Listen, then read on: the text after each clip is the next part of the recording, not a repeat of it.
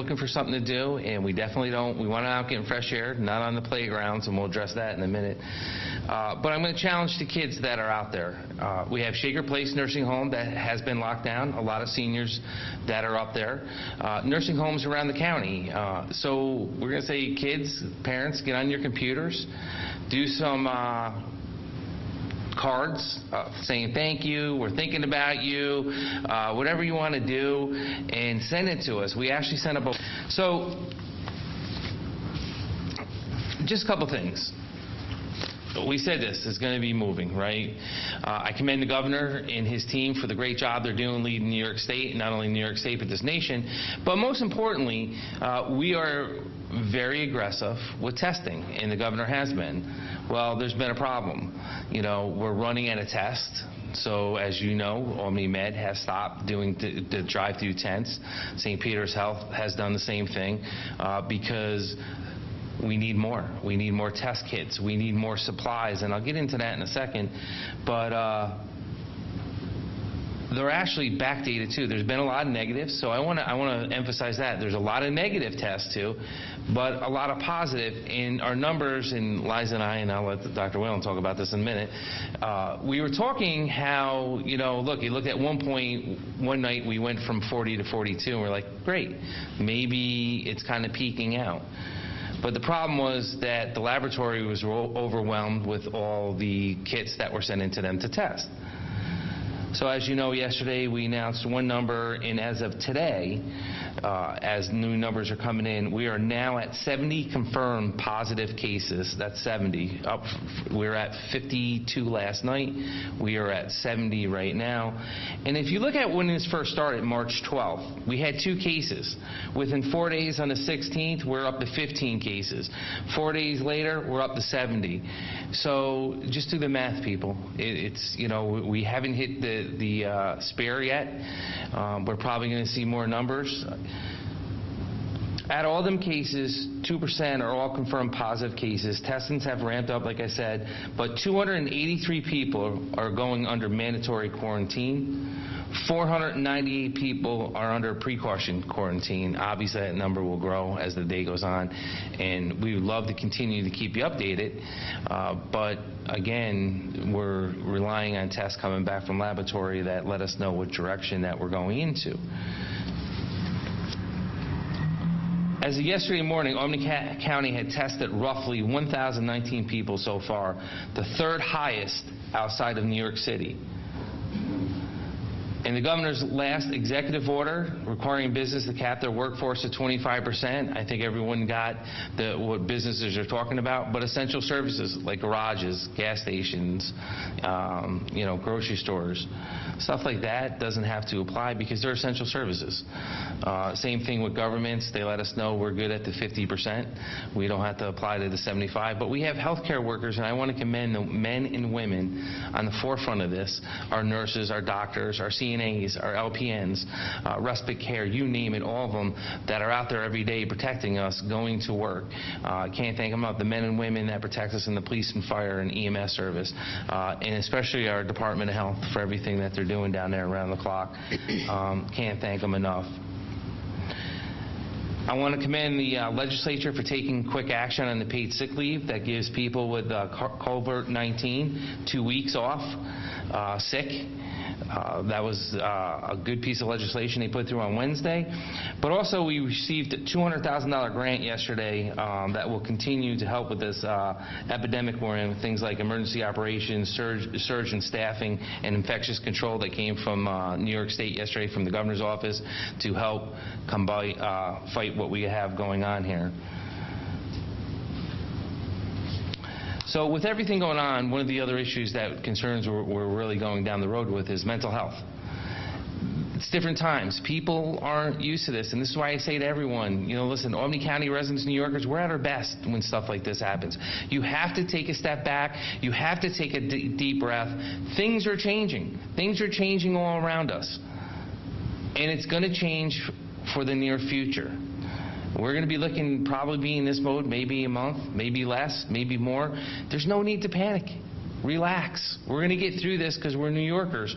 But people do have issues, you know what? And just because you're stressed, you can handle stress better than, say, someone over here, it doesn't mean you're weaker. It just means that, you know, you might want to talk out to somebody. People that are watching this or listening to this that want to talk to somebody or just have an issue, and, you know, don't be afraid to call. So we have that number. I want to put that number out there again. It's area code 518-269-6634, 518-269-6634. It's going to be available from 8 a.m.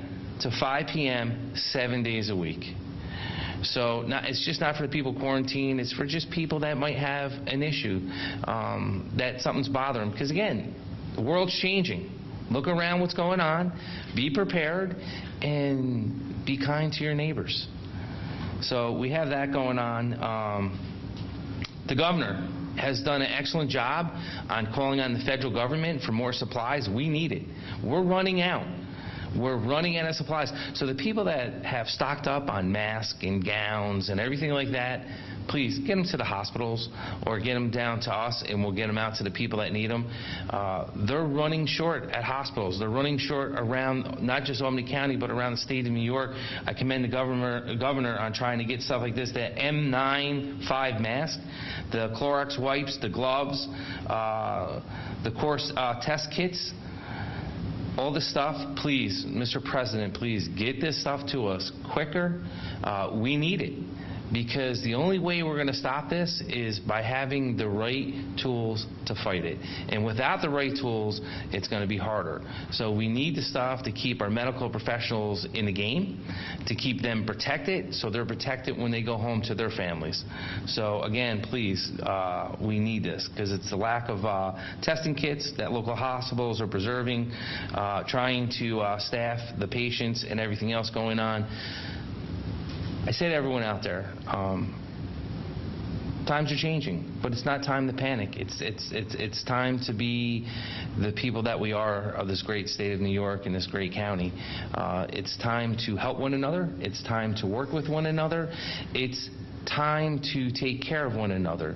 So please, again, check on any of your neighbors that might be alone. And even if they're not alone, it's kind of nice. You know, you can look at, if you live close enough to somebody, you can look at each other's windows and make faces at each other, laugh, talk about this, and get through it. And we are going to get through this. So we're going to get through this because we got a great leader in our governor, great leader in our state, and all of our health professionals. This is the best place to be if something for this to happen is in the state of New York, in my opinion. I'm going to be a little biased. State of New York, I love it.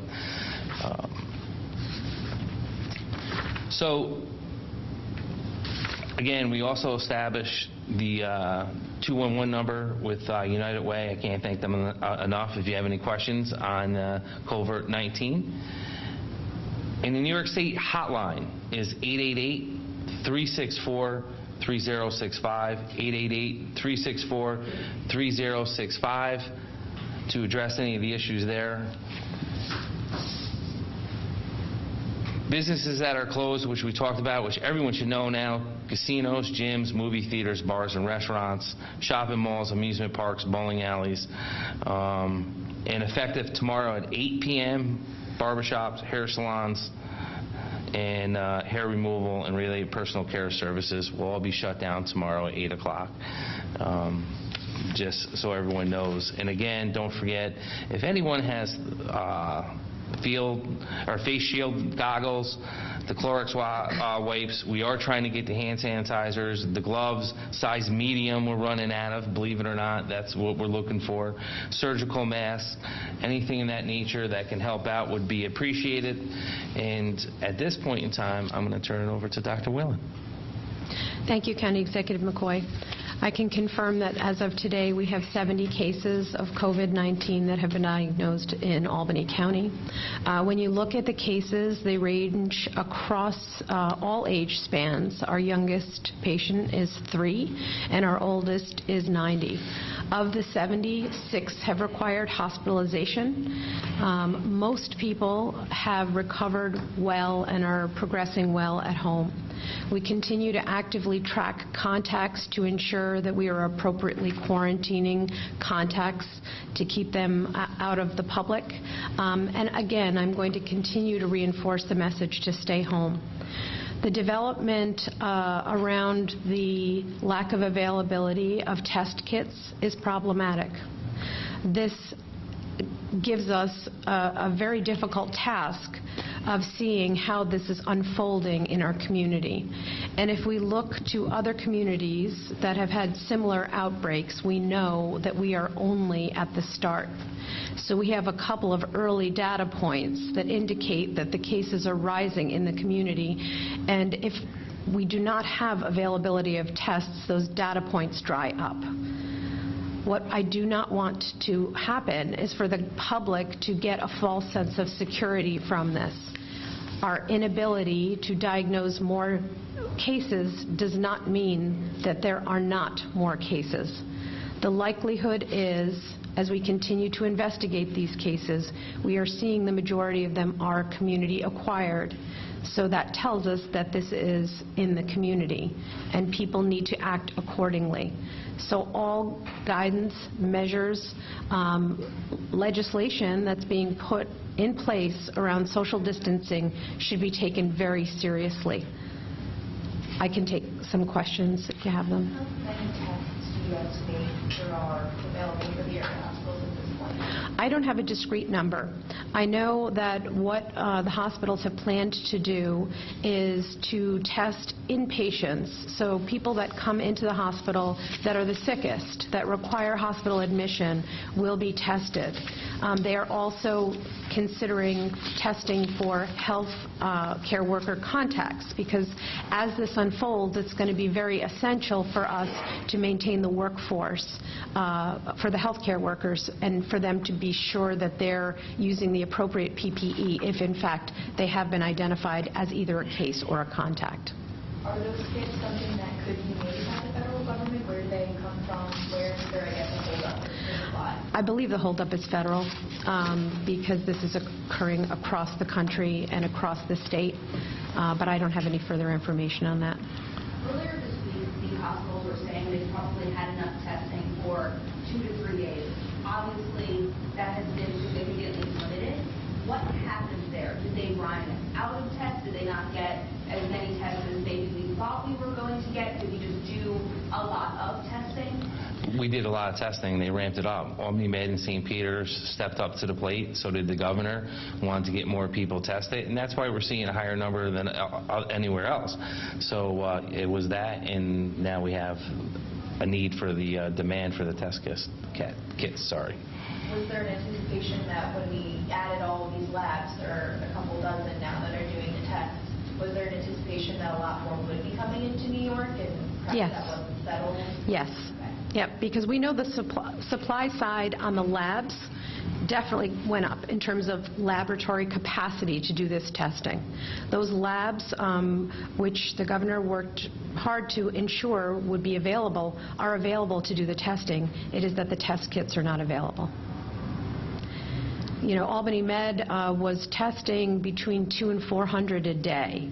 The majority of the people that went through were negative, which is good news. But, you know, there are some concerns with that, too. People learn they're a contact and rush out to get tested. If they're asymptomatic, it's not always the best thing to do, and if it's very early after a contact, it may be a false positive because it wouldn't be positive yet if you were still incubating the disease. So this happens. We knew this was going to happen. We did want to open it up to a wide subsegment of the population to give us an idea of how this was unfolding in the county, and the hope was that this would be a continued supply. So we'll have to wait and see how this plays out in the coming days. You mentioned that you don't want that false sense of security, because obviously when we aren't testing, we're not going to be seeing the numbers going from 50 to 70. Right. Can you just talk a little bit about how just because we're not doing the testing doesn't mean there aren't cases out there? That's right. Yeah, I want to make that a very important point today. Because we are identifying hundreds and hundreds of contacts in the community, it is likely that some of these contacts will go on to develop COVID-19. Because we are seeing that the vast majority of people that test positive for this have disease that doesn't require them to go to the hospital, these are cases that without testing we will not be able to diagnose. So the likelihood is, and if you look at any other area that has had a similar set of circumstances, the likelihood is that the number of cases will go up. But we were not going to be able to report that number out because we haven't got adequate testing. And one of the things we're seeing is a spike in kids, young adults, and it is alarming because it seems to be hitting them differently than elsewhere. And the governor sent a great message out, and I know we have too, to the parents with young kids. Please take this serious. Stop gathering. Stop trying to go out. Stop going to playgrounds to play basketball. Stop going to the swings. One of the things we're going to push up to the governor about, I know we want to keep parks open so people can go out and get fresh air. We don't want them on the playground sets. We don't want them playing basketball. They're just going to spread it quicker. There's a reason why the NBA and everything shut down. So we are going to request the governor to look at that on a statewide level. We're getting requests to open up golf courses. Wouldn't recommend it at this point in time. I know you could send people out, one in a cart by themselves, but right now it's better to get out, get fresh air, keep your 6 feet distance. That's what we're recommending, and we're taking guidance from the governor. Also, again, the Medical Reserve Corps, we're looking for volunteers, especially people with medical backgrounds, physicians, nurses, and even without medical training, we'll get you some of the training that we need to help out with this. And remember, this is a marathon. It's not a sprint. This is going to be a while. This is going to be over the course, as the governor said. The next 42 days, we'll probably hit the high peaks. And without the test kits, I think you brought up an excellent question. We won't know. So just assume, keep your 6 feet radius from everyone. Keep it the new norm. Don't shake hands. Parents, please talk to your teenage kids. Let them know. I mean, what I was watching on spring break on TV or on the internet is alarming. These kids, I hate to say it, are idiots. They're idiots because they feel they're invincible, and they're not. And unfortunately, if you watch, and I think Dr. Whalen brought up a perfect point last week, if you see what's going on in Italy, they thought the same thing. They didn't think it was going to happen. I drive around at nighttime, and I check on things, what's going on, and I see people still out like nothing's changed. Yes, we want you out. Yes, we don't want you panicking. Yes, we want you getting fresh air. Keep your social distance for now. You have phones. Everyone has their phones in their hand nowadays. Now all of a sudden everyone wants to talk face to face. Use your phone. Stay away from each other. Things are going to change, and you're going to see more things go in different directions till we peak, and then we'll come down. But we haven't even peaked yet, and we're at 70. And like I said to everyone here, about 42 days before we peak. Dr. Whalen, can you talk a little bit about safety when ordering takeout, picking up food from where a lot of people are trying to support small local businesses during this time, but they do run the risk of touching a surface that an infected person could have touched. Can you just talk about safely ordering takeout? Yeah. So, I think that there are discussions about this. This is generally a low-risk situation that you would get delivery from someone who actually had COVID-19 and it would somehow affect your delivery. But the advice that I've heard, and there's not any widespread guidance on this, is, when you bring something into your home, if you're concerned, you can spray it down with something like Lysol, not the actual food itself, but the packaging around it, and then just wash your hands before you eat. I think that, a lot of people are utilizing takeout, and that's a good thing. It's good that we still have that availability at this point. It's likely a low-risk scenario. So I would, reassure people to the extent possible that that's a low-risk scenario at this point. Can you clarify some of the numbers? 70 confirmed cases. How many on mandatory quarantine?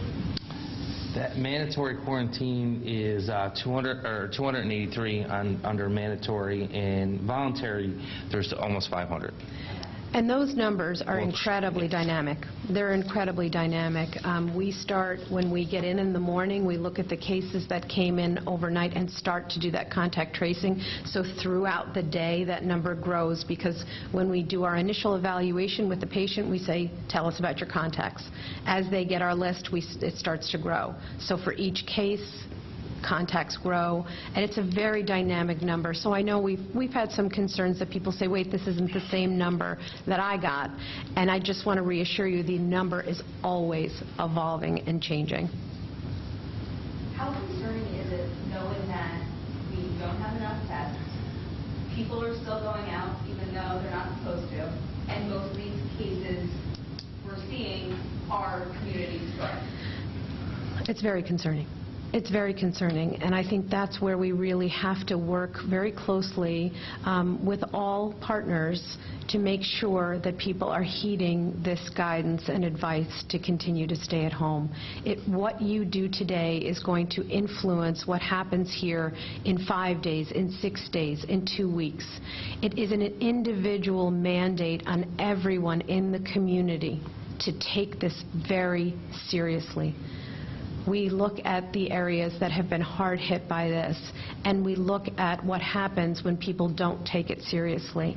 And the effects can be catastrophic in terms of overwhelming a healthcare system. We are in a very critical time right now where we can make a difference if people do as they're advised. So to get that message out to the public, this is a concern. You need to take it seriously. You need to do it now. Cannot be reinforced enough. If that doesn't get through to people, do you foresee potentially legal action? I mean, there could very well be endangering, other people by doing that.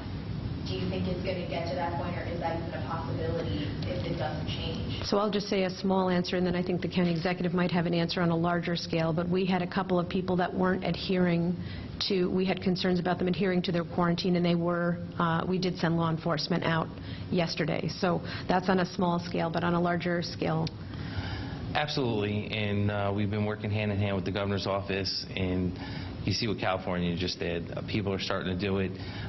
Is it the answer? It slows it down. And if we start to slow things down and people stay home, it's going to help the hospitals. It's going to help the medical professions, because it's coming, but we can slow the spread down enough where we're not overwhelming the hospitals, we're not overwhelming EMS service in the county, we're not overwhelming the professionals that are out there. And that's what we need to look at. I mean, the answer to everything is that we will take action if people aren't abiding by it. We have to. I'll say this to your viewers. Write down three names, people that you love, and put it in your pocket. Just 3 people. And if you don't love anyone, if you just love yourself, put your name in your pocket. And look at that, and just think of that, and just isolate yourself. Stay away. You can still talk to people. We can still have conversations. Just don't get up close anymore, and change the way you're thinking, and don't have house parties. This isn't, you want to have people in the yard and have a bonfire? Keep your 6 feet. You want to talk to people? 6 feet. I don't know when people here will really start to realize what's going on. And if 70 is not alarming to the residents, I don't know what else is, but we're going to handle this. We're going to get through this, and we just need to work together. We got some of the best elected officials and professionals in this county that are leading and need to continue to work with our constituents. And as times have changed, we need to change with the times, and we need to be there for the people, and everyone just needs to stay calm. Could you remind us again of the difference in restrictions between precautionary quarantine and mandatory quarantine? So we give people the same advice. With a mandatory quarantine, it's usually someone who's a very close contact. For example, if you live in a household with somebody who has COVID-19. A precautionary contact may be you were in the same classroom or you were at a church service with someone. So it's a little bit broader. The recommendations are the same, that we keep people home that for 14 days, that we follow up with them to see if they're symptomatic on a daily basis. If we find that an individual who's under precautionary quarantine is not following that, we can translate it to a mandatory. And in situations where we have concerns, we're doing that. Also, with the mandatory quarantines, we are at this point still going out daily to the home. So then when a person gets switched from precautionary to mandatory, does anything really change with what they're supposed to be doing? Nothing really changes with what they're supposed to be doing. They're just handed a legal document. I want to just talk a little bit about how, we talk all the time about how this is a new disease and we're learning more. And one early message that got out, which I think may not have helped public response, is that, if you're young, if you're a child, this isn't going to hurt you. It's really our older or individuals with coexisting medical illness that we're trying to protect. While that still remains, the latter part of that still remains true, the former, we're learning that, there can be severe disease in younger individuals. So it is really incumbent on me to tell people that you can, if you are young and healthy, still get serious complications from this. So please consider that for yourself, if you're young and healthy, for your children, if they are young and healthy. I have 3 teenagers and, have tried to share this message with them, and the social distancing piece is difficult. But they understand it's a short period of time, and, it's for the greater good. It's a difficult message to get across, but it really is essential right now, because if you tell your kid one thing, it's staying home, you're saving lives. You are saving lives. Whether you realize it or not, you are playing a very important role in what's unfolding now by just doing what you're told. Do you think another message, maybe in the early parts of this spread, that kind of was counterproductive, maybe, was that the flu is a greater risk? Because, at the time, you were more likely to get the flu. However, coronavirus was still technically more deadly, according to the data. Right. So, we had a busy flu season. We had a prolonged flu season, and we had a flu season that was a little bit more severe than we see most years. So when we were messaging a month ago, we were still seeing widespread influenza circulation, and most of the testing that was done on people with febrile respiratory illness was influenza or other commonly seen viruses. That's changed. We are starting to, our numbers for flu are starting to go down, and we are now watching what's happening with COVID-19 in the community. So, yes, that message over time, again, has evolved and changed. So it's important for people to be aware of that. The $200,000 grant, that came from the state, you said? Correct. Yep. Can you go through again what that's going to be used for? It's going to be for getting us the supplies that we need. It's going to be for getting personnel that we need. It's part of the state's push out from the governor's office and the legislature, so I can't thank them enough. It's, the more money we got coming in, we're going to be deploying it for the resources to stop the spread. Given that New York has, I think as of this morning, it was 60% of the cases in the U.S., do you feel like those federal resources, obviously you have some money to make that work in the county, but statewide, should that be prioritized and taken into account when dispersing those things? Absolutely. That's why we obviously we're ramping up. That's why I gave you that timeline over the 4 days what we started at, 4 days later, 4 days where we're at. It's week one, people. It's week one, and we've been working hand in hand with the governor's office and the governor himself. And I have to tell you, they see what's going on here, and they're deploying the resources where they need to, but across the state too. They're not ignoring people that don't have cases or the cases haven't gone up yet. They know it's going to be there, but they're trying to slow the spread up. It's, you're building this invisible wall between counties and trying to slow it down before it gets to the next county and next county, so they can handle it. It's a very smart tactic what they're doing. The other day you had a deputy tested positive and 3 inmates were being tested. Is there any update on that front, whether more deputies have tested positive when the inmates did? Nope. We're waiting for the test results to come back, and that's why you kind of seem, like I was saying earlier, you seem to slow it up. They're so backlogged. It's taking time, and unfortunately, people that are in involuntary quarantine, by the time they're probably getting their test results back, they're halfway through it, if not almost all the way through their quarantine. But it doesn't mean when you come back negative, and I want to stress this, I had people ask me this question online, it doesn't mean you're not going to get it. It doesn't mean just because you got tested and you're good, doesn't mean you can go out and, start socializing again. So it just means you just got around it this time. I think a lot of people, when they hear that we don't have any tests and we're only testing the healthcare workers, are now freaking out that, what if I need a test? Can you just explain kind of what what resources are available for someone if you have symptoms? The doctor can say this better than me, but in the EMS world, we're going to triage it. And they're really, I think in the beginning when you had the drive-through and had all the tests available, doctors were just, the drive-through was mainly your private physician sending you there to get it done by appointment.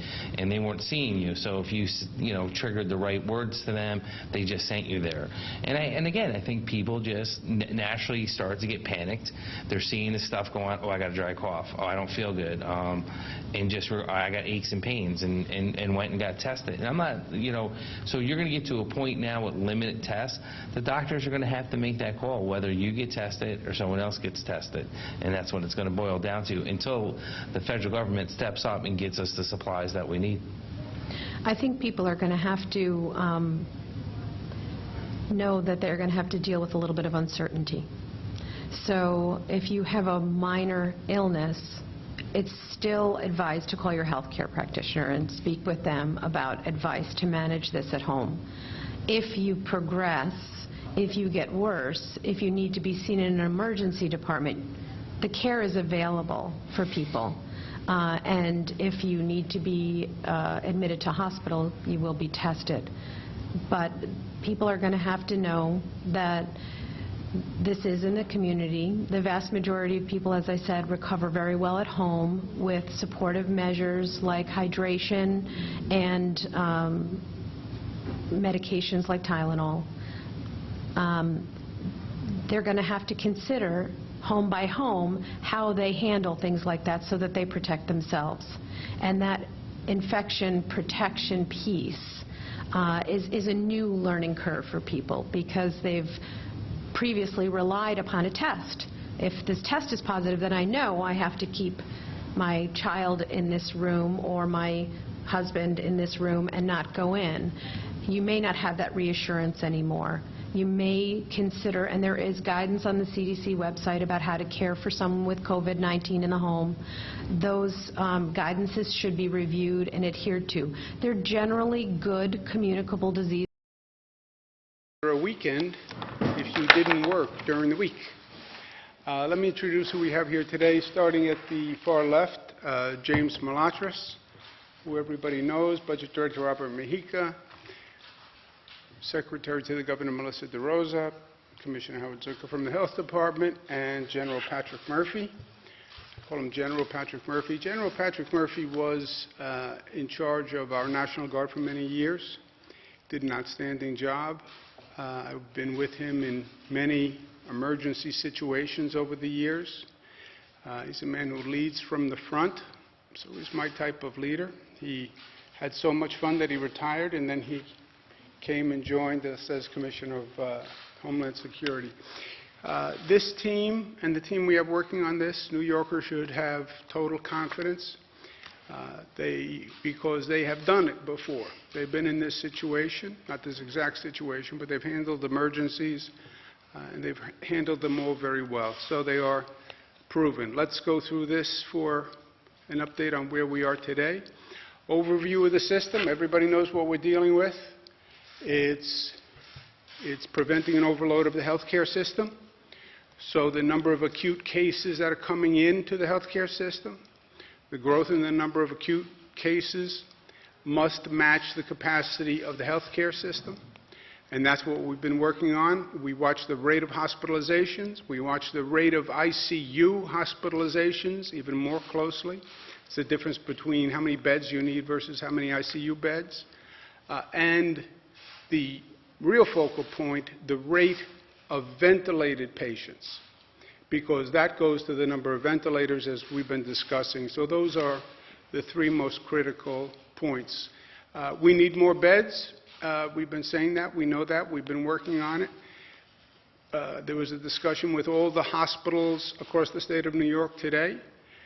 There's about a 50,000 bed capacity that has to be increased. It has to be increased in the existing hospitals.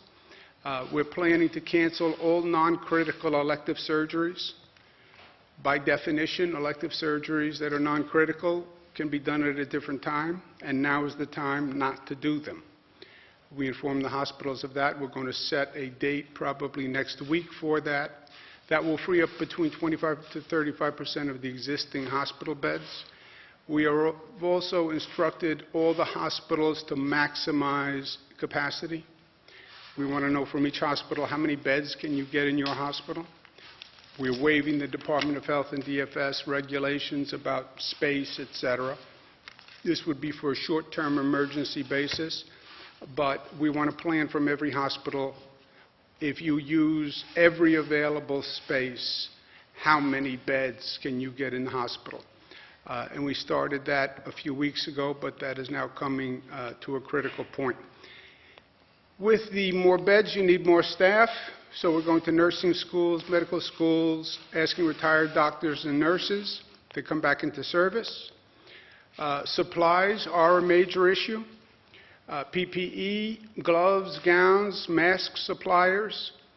I am now asking all product providers, all companies who are in this business, we will pay a premium for these products. If you are a business that doesn't manufacture these exact items, but if you have equipment and personnel and you believe that you could manufacture these items, they're not complicated. A mask is not a complicated item to make. A PPE gown is not a complicated item. Gloves, nitrile gloves, are not a complicated item.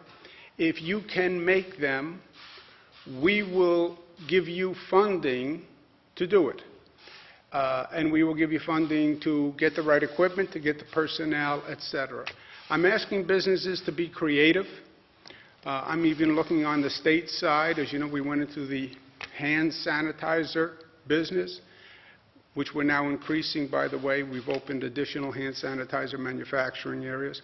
But I've also spoken to the state facilities that make uniforms. If you can make a uniform, why can't you make a mask? And we're researching that. But it's that kind of creativity we need from businesses. I can't mandate that businesses make something, but I can offer financial incentives, and that's what we're doing. Any business that's interested should contact Empire State Development Corporation. They will get on it right away. Eric Gertler is the head of that. Any company that wants to sell product should contact my office, the Executive Chamber, Simonita Subotic, at that number. There are also a number of companies that have masks. Goldman Sachs donated 100,000 masks to the state of New York, and I want to thank them. But if you have masks, offices that are non-essential right now, there are dentists' offices that are closed. There are clinics that are closed. We need those masks, those gowns, gloves, and we need them now. In terms of building more beds, as I said, we've had the Army Corps of Engineers here, and we're working with them. There's Lieutenant General Todd Semonite, who is really top professional. Ironically, I worked with him when I was Department of Housing and Urban Development building housing on Native American reservations at the Pine Ridge Reservation. So he's been with the Corps a long time. He's top shelf. We're looking at a possible number of locations for large temporary facilities. Javits Center, number of CUNY sites, number of SUNY sites. St. John's University wants to be helpful, Fordham University. So we're looking at all these sites, and they're all under analysis. Where do we have the space? Where could we get up a temporary facility? How quickly? It's ventilators, ventilators, ventilators. That is the greatest need. We're notifying any health department in the state. If you have a ventilator and you are not using it at this time, or it is non-essential to your use, we want it. If you are a regulated health facility, we are asking you by order of the Department of Health to make that ventilator available. We will purchase it from you. You could lend it to us, but we need ventilators. And anyone who has them now, please call the New York State Department of Health at that number. Again, there are a lot of medical offices that have ventilators that are not operational now, and they're just in the corner of the office. We need those ventilators. The ventilators are to this war what missiles were to World War II, right? Rosie the Riveter, we need ventilators. That is the key piece of equipment. We can get the beds. We'll get the supplies by hook or by crook. But a ventilator is a specific piece of equipment. These are people with a respiratory illness. We need the ventilators. The number one opportunity to make a difference here is to flatten the curve, flatten the increase in the number of cases, as we've talked about. Flatten the increase of the number of cases coming into the hospital system. And the best way to do that is by reducing density. Density control valve, right? And that's what we have been doing all along. And we're going to take it to the ultimate step, which is we're going to close the valve, all right? Because the rate of increase in the number of cases portends a total overwhelming of our hospital system.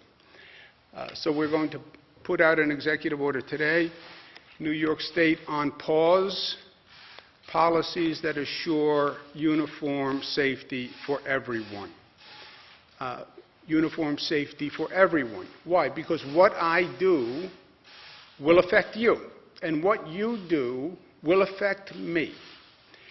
Talk about community and interconnection and interdependence. This is the very realistic embodiment of that. We need everyone to be safe, otherwise no one can be safe. We've studied all the other countries. We've talked to people all across the globe about what they did, what they've done, what worked, what doesn't work, and that has all informed this policy. Two basic rules. Only essential businesses will be functioning. People can work at home, God bless you, but only essential businesses can have workers commuting to the job or on the job. Second rule, remain indoors to the greatest extent to protect physical and mental health. On the businesses, on the valve, we reduced it to 50% of the workforce. We then reduced it to 75% of the workforce must stay home. And today we're bringing it to 100% of the workforce must stay home. These are non-essential services. Essential services have to continue to function. Grocery stores need food. Pharmacies need drugs. Your internet has to continue to work. The water has to turn on when you turn the faucet. So there are essential services that will continue to function, but 100% of the workforce. And when I talk about the most drastic action we can take, this is the most drastic action we can take. We also have specific rules for people's conduct. First is for the, what we call the quote-unquote vulnerable population. And remember, many people will get this disease. Different countries estimate 70–80% of the population. People will get it. People will recover. That's what's going to happen for the vast majority. That's what's happening in this state for the vast majority. Who are we worried about? Seniors, compromised immune system, people with underlying illnesses. Where are the places we're really worried about? Nursing homes, senior congregate facilities. We need real diligence with vulnerable populations. And there's been a lot of confusion and a lot of different theories and a lot of mixed information. I've gone through it myself with my own family. As I said, we have my mother who lives alone. Everybody wants to help. And we've gone back and forth. Who should go visit mom? Should mom go to my sister's house? Should mom go to this house? Nobody knows for sure. I asked Commissioner Zucker, speak to every health official, get the best rules you can to protect our senior citizens and people with vulnerable populations, and that's what these rules are. Remain indoors, go outside for solitary exercise, pre-screen all visitors and aides, don't visit households with multiple people. Don't go to your daughter's house. Mom doesn't want to be alone. I understand. But you bring her into your house, and you have 10 people there, and they're coming in and out, and your daughters have friends. That is a mistake. That is a mistake. Well, we're going to go visit Mom. I'm going to bring the home family to see Mom. No, not now. Vulnerable persons should wear a mask when in the company of others. To the greatest extent, everyone in the presence of a vulnerable person should wear a mask. They shouldn't be on public transportation unless it is urgent and absolutely necessary. Well, what does that mean? It means urgent and absolutely necessary. It means what the words say. I call it MATILDA'S law. My mother's name is Matilda. Everybody's mother, father, sister, friend in a vulnerable population. This is about protecting them. It's about protecting them. What you do is highly affects their health and well-being. The instinct to love, I want to be with them. I want my kids. Mom wants to see the kids. Be smart. My mother and your mother. For non-vulnerable populations, these are the rules. No non-essential gatherings. Any concentration of individuals is because you're an essential business and an essential workforce. When in public, social distancing at least 6 feet. Outdoor recreation is a solitary recreational exercise. It's running, it's hiking. It's not playing basketball with 5 other people. That's not what it is. It's not laying in a park with 10 other people and sharing a beer. That's not what this is. There are people and places in New York City where it looks like life as usual. No, this is not life as usual. And accept it and realize it and deal with it. Sick individuals should not leave their home unless to receive medical care, etc. Young people need to practice social distancing, avoid contact with vulnerable populations. Precaution, alcohol wipes. We talk a lot about hand sanitizer. Since I went into the hand sanitizer business, I'm a semi-expert on hand sanitizer. Hand sanitizer is alcohol. That's what it is. You can't get hand sanitizer, get a bottle of alcohol, pour it on wipes, paper towels, that's an alcohol wipe. Hand sanitizer now, according to the CDC, has to be over 60% alcohol to be effective. These provisions will be enforced. These are not helpful hints. This is not if you really want to be a great citizen. These are legal provisions. They will be enforced. There will be a civil fine and mandatory closure for any business that is not in compliance. Again, your actions can affect my health. That's where we are. So there is a social compact that we have. Government makes sure society is safe for everyone. What you do can affect my health.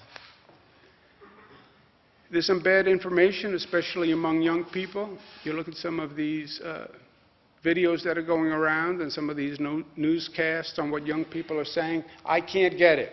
Yeah, that's wrong. That is wrong. Well, young people can't get it. That is wrong. It's just not a factual statement. 20% of coronavirus cases cases, according to CDC, ages 20 to 44. Okay? France, more than 50% of the coronavirus patients in ICU under 60 years old. You can get it.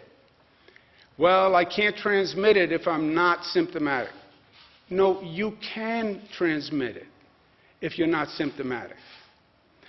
Even if you're young and strong and everybody's Superman, Superwoman, I can deal with it. Oh, yeah? You can give it to your grandparent, you can give it to your parent, and you can put somebody else's life in danger. Just factually, a lot of these premises are wrong. These are nothing that people don't know. It's nothing that we haven't been talking about, but we have to do it. And we have to be serious. And again, it is a government responsibility. Everyone has personal freedom. Everyone has personal liberty. And we respect that, and I'll always protect that.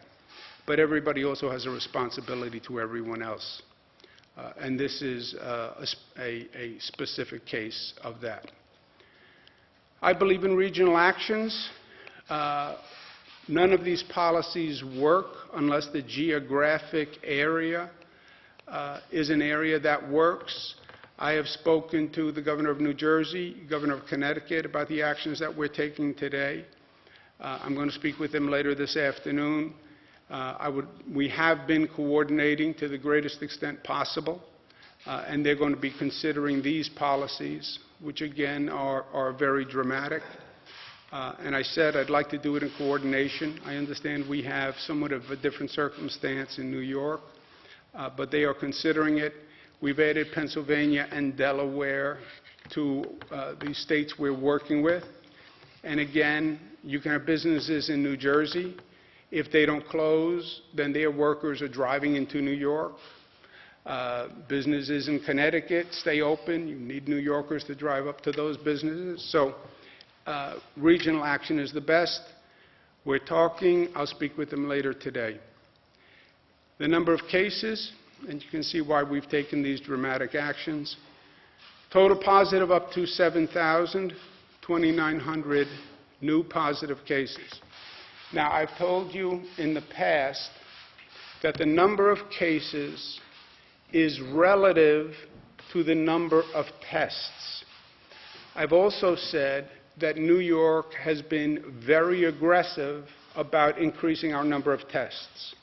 We went to the federal government. We asked for authority to allow the state to run the tests as opposed to waiting for the federal government. The president granted us that ability. I ramped up all the labs in our state. We opened drive-throughs all across the state. We have the testing so high in New York right now that we're testing per capita more than China or South Korea, okay? And China and South Korea obviously had a much longer time to ramp up. So we have done a great job at ramping up the number of tests. But when you ramp up the number of tests, you're going to get more positive cases. Well, now we're more worried. No, because it was the reality. The tests are just demonstrating what was. And again, if we could do more tests, you would find more positives. And finding positives is a good thing because then we can isolate and we can track back. The number of counties continues to increase, and it will until that entire state is blue. Blue is not a political statement, by the way. It's just blue versus yellow. New York now has 7,000 cases. That compares to state of Washington that has 1,000, California that has 1,000 and change. So you can see that New York is in a dramatically different position, and you can see why we're taking these actions. Now, again, New York may very well be testing at a multiple of the other states. So does New York necessarily have 7 times more people who are infected than California? You don't know. You know that we are doing more tests per capita, but you don't know what the actual infection rate is. In total, we have tested 32,000 people. We did 10,000 tests last night. I had said last week that we would hope to get to 6,000 tests. We've gotten to 10,000 tests, which, again, I'm very proud of the operation, but again, that's why you see the number going up. The rate of hospitalization, watch this number, it's 18%, 1,200 out of 7,100.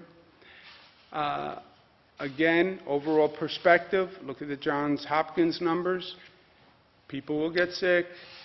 People will resolve. You look at our cases, the first case we had, the first healthcare worker, that case, she was never hospitalized, she stayed home, and she now tests negative. That's what's going to happen with 80% of the people. So, why is New York taking these dramatic actions? We know from past history that what a locality does matters. The 1918 Spanish flu, which also reminds us that this has happened before in society, right? This tendency to think, oh, this is something new, it's a science fiction movie. Yeah, well, in 1918, they had a flu epidemic. But St. Louis took one course of action, Philadelphia took another course of action, and it made a dramatic difference in the number of people that died. What government did at that moment made a dramatic difference, and not nationally, locally. Yes, New York has the tightest controls in the country. You look at those numbers, and you understand why. Look at the increase in the number of cases. 16 days ago, we were at 0. Today, we are at 2,900. Those numbers are why we're taking these actions. Just increase that curve, and you will see it more than doubles our healthcare system capacity. It more than triples the number of ICU beds with ventilators that we could possibly arrange. That's why we're taking these actions. These actions will cause disruption. They will cause businesses to close. They'll cause employees to stay at home. I understand that. They will cause much unhappiness. I understand that also. I've spoken to my colleagues around the state, the elected officials. I've spoken to business leaders. There is a divergence of opinion. There's a spectrum of opinion. Some people say that we don't need to do this. It's going to hurt the economy. I understand that. Some people want to make it clear that they are disassociated from these actions. I understand that. And just so we're all clear, this is a statewide order. It's not what your county executive is doing. It's not what your mayor is doing. It's not what anyone else but me is doing. And I accept full responsibility. If someone is unhappy, somebody wants to blame someone or complain about someone, blame me. There is no one else who is responsible for this decision.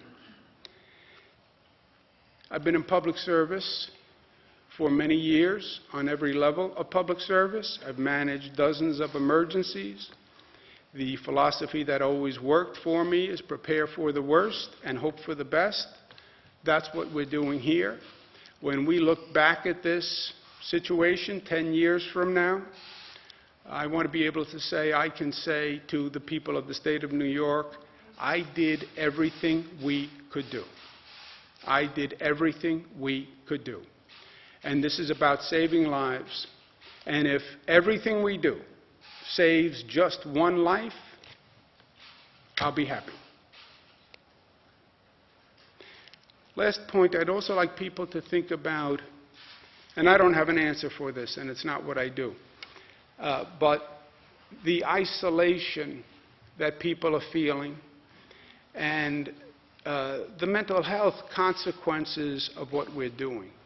When we quarantined people, you know, we quarantined about 10,000 people. 14 days you had to stay at home. And I spoke to many of them. And what they would say is, physically, operationally, it was difficult. But most of all, they would all talk about the sense of isolation and the feeling of isolation and not having human contact and how difficult that was. I, as you know, had my daughter who was in isolation. And I was very aware of what she was dealing with and what she was feeling. And I'll tell you the truth, I had some of the best conversations with her that I have ever had. She was alone for 2 weeks with her own thoughts, not talking to anyone else, no noise, no activity.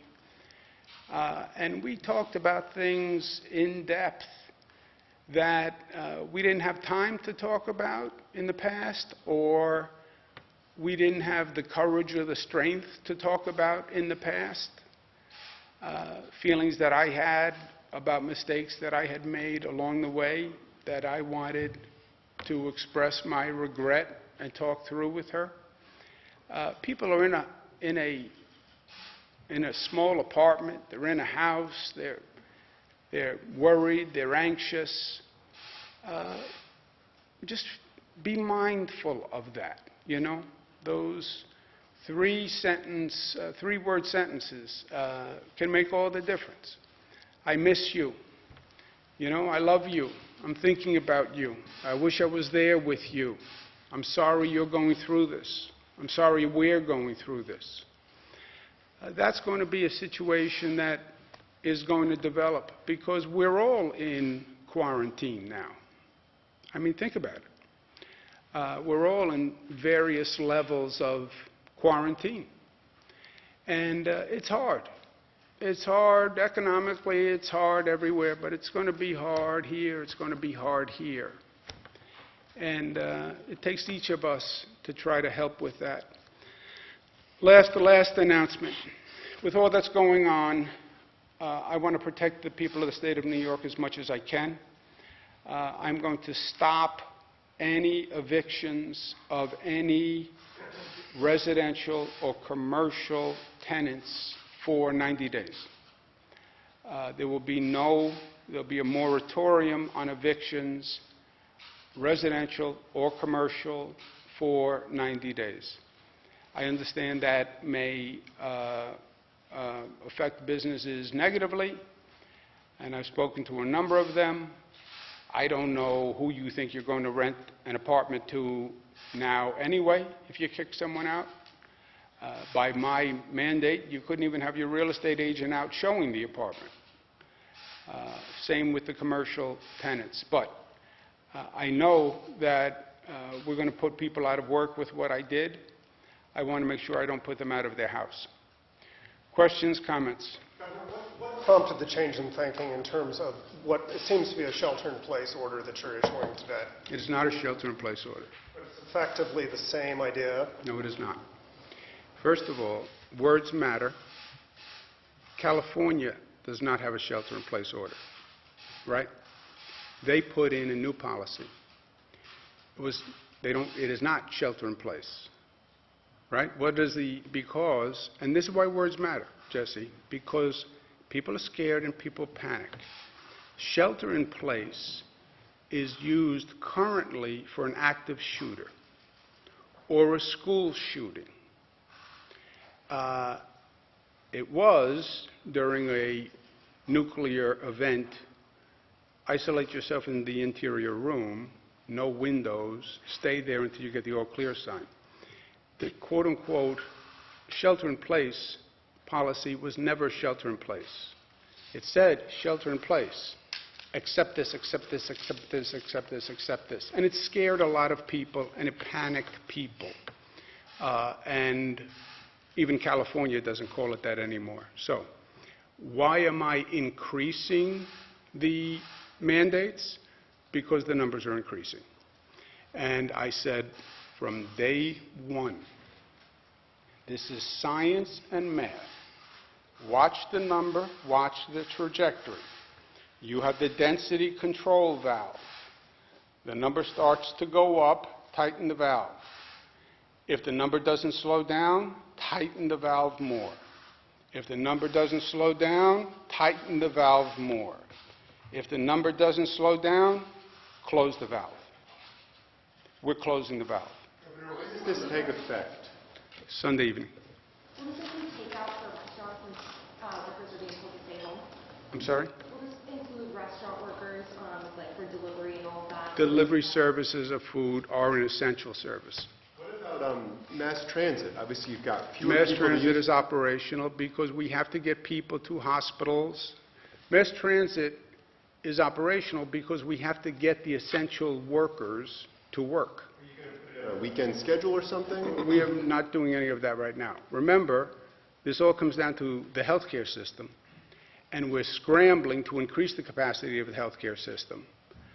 We have to get nurses, doctors, healthcare workers, child care, and we need to get them to work. So the public transit system would be operational. Governor, is anyone monitoring or policing these businesses to make sure they're abiding by this 100% rule?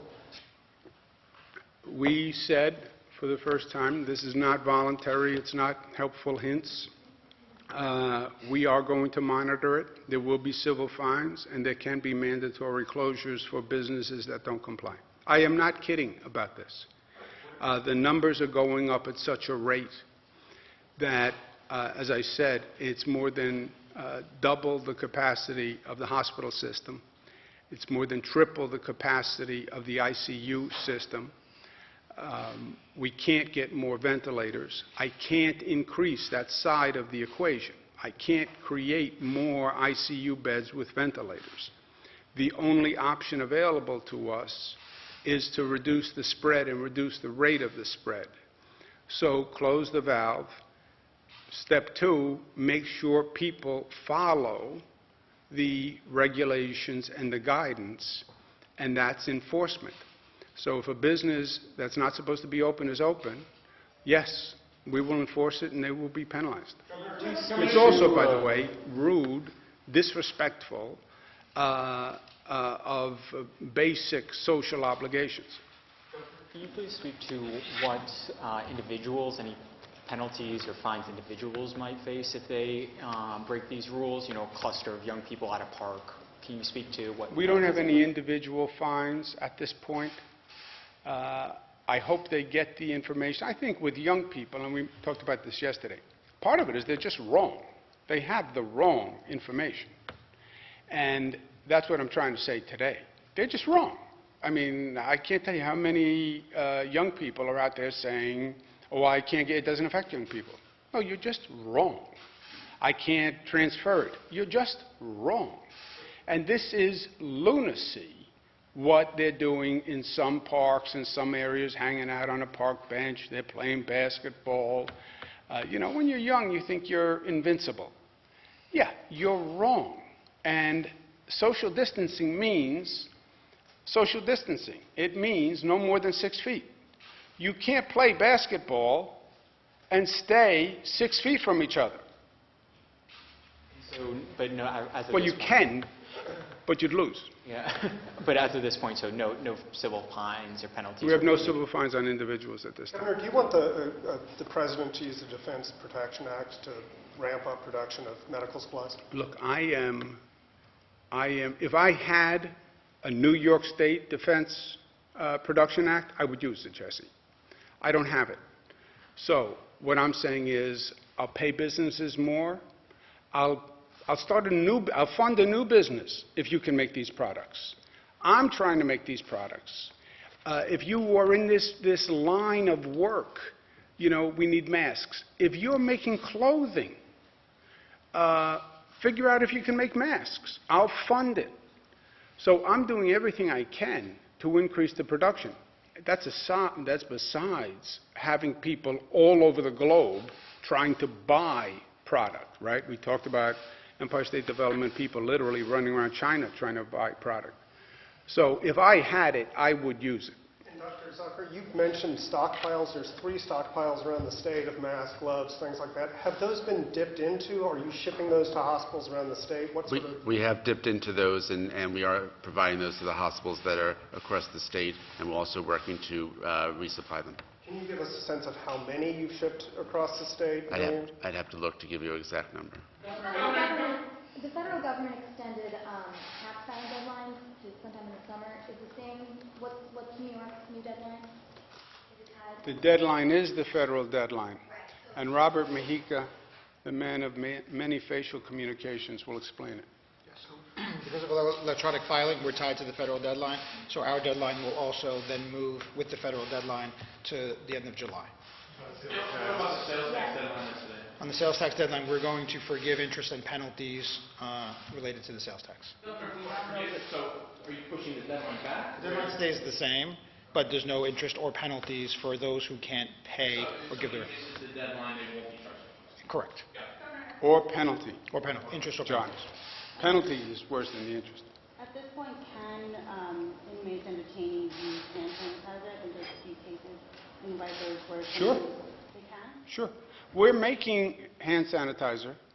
By the way, I know a lot of people got annoyed that we use Corecraft, which is the prison company, to make hand sanitizer.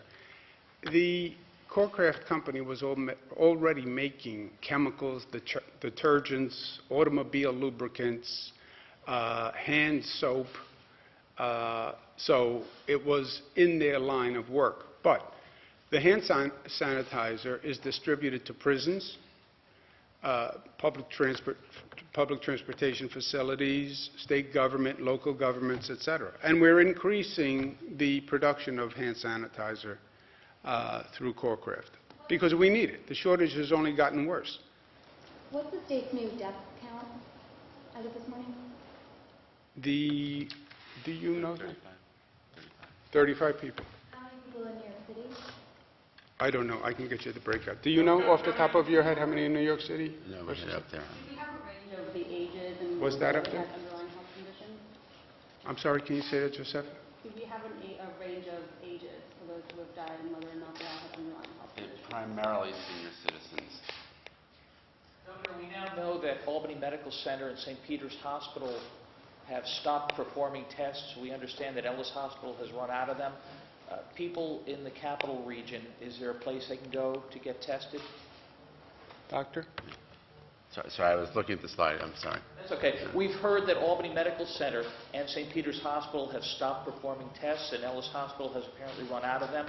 So people in the capital region who might need to be tested, where might they go? At the Albany Medical Center, they're still testing. We can look at other places if we feel that there aren't enough places to provide the test for people. And actually, we have worked that out. We're working with BioReference, who's our lab that came online earlier this week, and they're going to be processing tests for Albany now.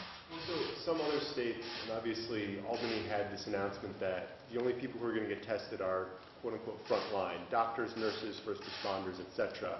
And that if you're sick, you think you might have coronavirus, the advice is going to be stay home, don't go out, get yourself well. So are you still doing community testing statewide, and what's the thinking about if or when we need to shift that protocol? So what we are doing is, as I mentioned originally, is to work with your health professional about that. If you need the test and it's clinically relevant based on their assessment, we will get the test done for you. And we have sites all across the state, and you can see by the numbers of how many cases we have tested. Yeah, Jimmy, we're testing more than anyone. It was never just healthcare professionals, right? It's all these drive-thrus, et cetera. They're just testing people. But you have a protocol that you have to have a fever or have a symptom or have been in contact with a positive person. So it can't just be, I want to test because I'm a lot nervous. But that's for everyone, that protocol. Just to drill down on this for a second. So for a New Yorker at this point, they can go buy groceries as of Sunday, they can go walk their dog, they can go get medicine. But beyond those sorts of activities, basically you're telling people to stay home. Stay home. You know, stay home. Physical health, mental health. Yeah. You need to get out to take a walk and get some fresh air. Yes. You know, there's a practicality to this. You can't say to someone, you must be locked in your apartment 24 hours a day for the foreseeable future, by the way. Look at what you're saying to people. This could be going on for months. Stay in your apartment for 2, 3, 4 months. That's frightening, you know. Excuse me. Okay. Thank you. That was very, very nice of you, John. No, I'm not coming back there. There was no provision there. The Democrats are very much wanting something to happen, and the Republicans likewise are very much wanting something to happen.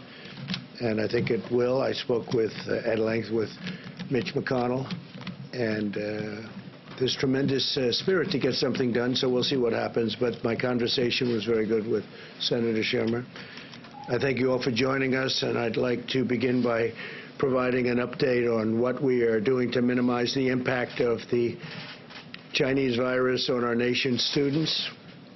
With many schools closed due to the virus, the Department of Education will not enforce standardized testing requirements, very importantly, for students in elementary through high school for the current year. They've been through a lot. They've been going back and forth, schools open, schools not open. It's been all standardized testing, and, you know, we're not going to be enforcing that, so I think you can let the people know. I think probably a lot of the students would be extremely happy. Some probably not. The ones that work hard, maybe not, but it's one of those things. Unfortunate, very unfortunate circumstance. We've also temporarily waived all interest on federally held student loans. They'll be very happy to hear that. And I've instructed them to take that action immediately. And today, Secretary DeVos has directed federal lenders to allow borrowers to suspend their student loans and loan payments without penalty for at least the next 60 days. And if we need more, we'll extend that period of time. Borrowers should contact their lenders, but we've given them very strong instructions. So we've temporarily waived all interest on federally held student loans. That's a big thing. That's going to make a lot of students very happy.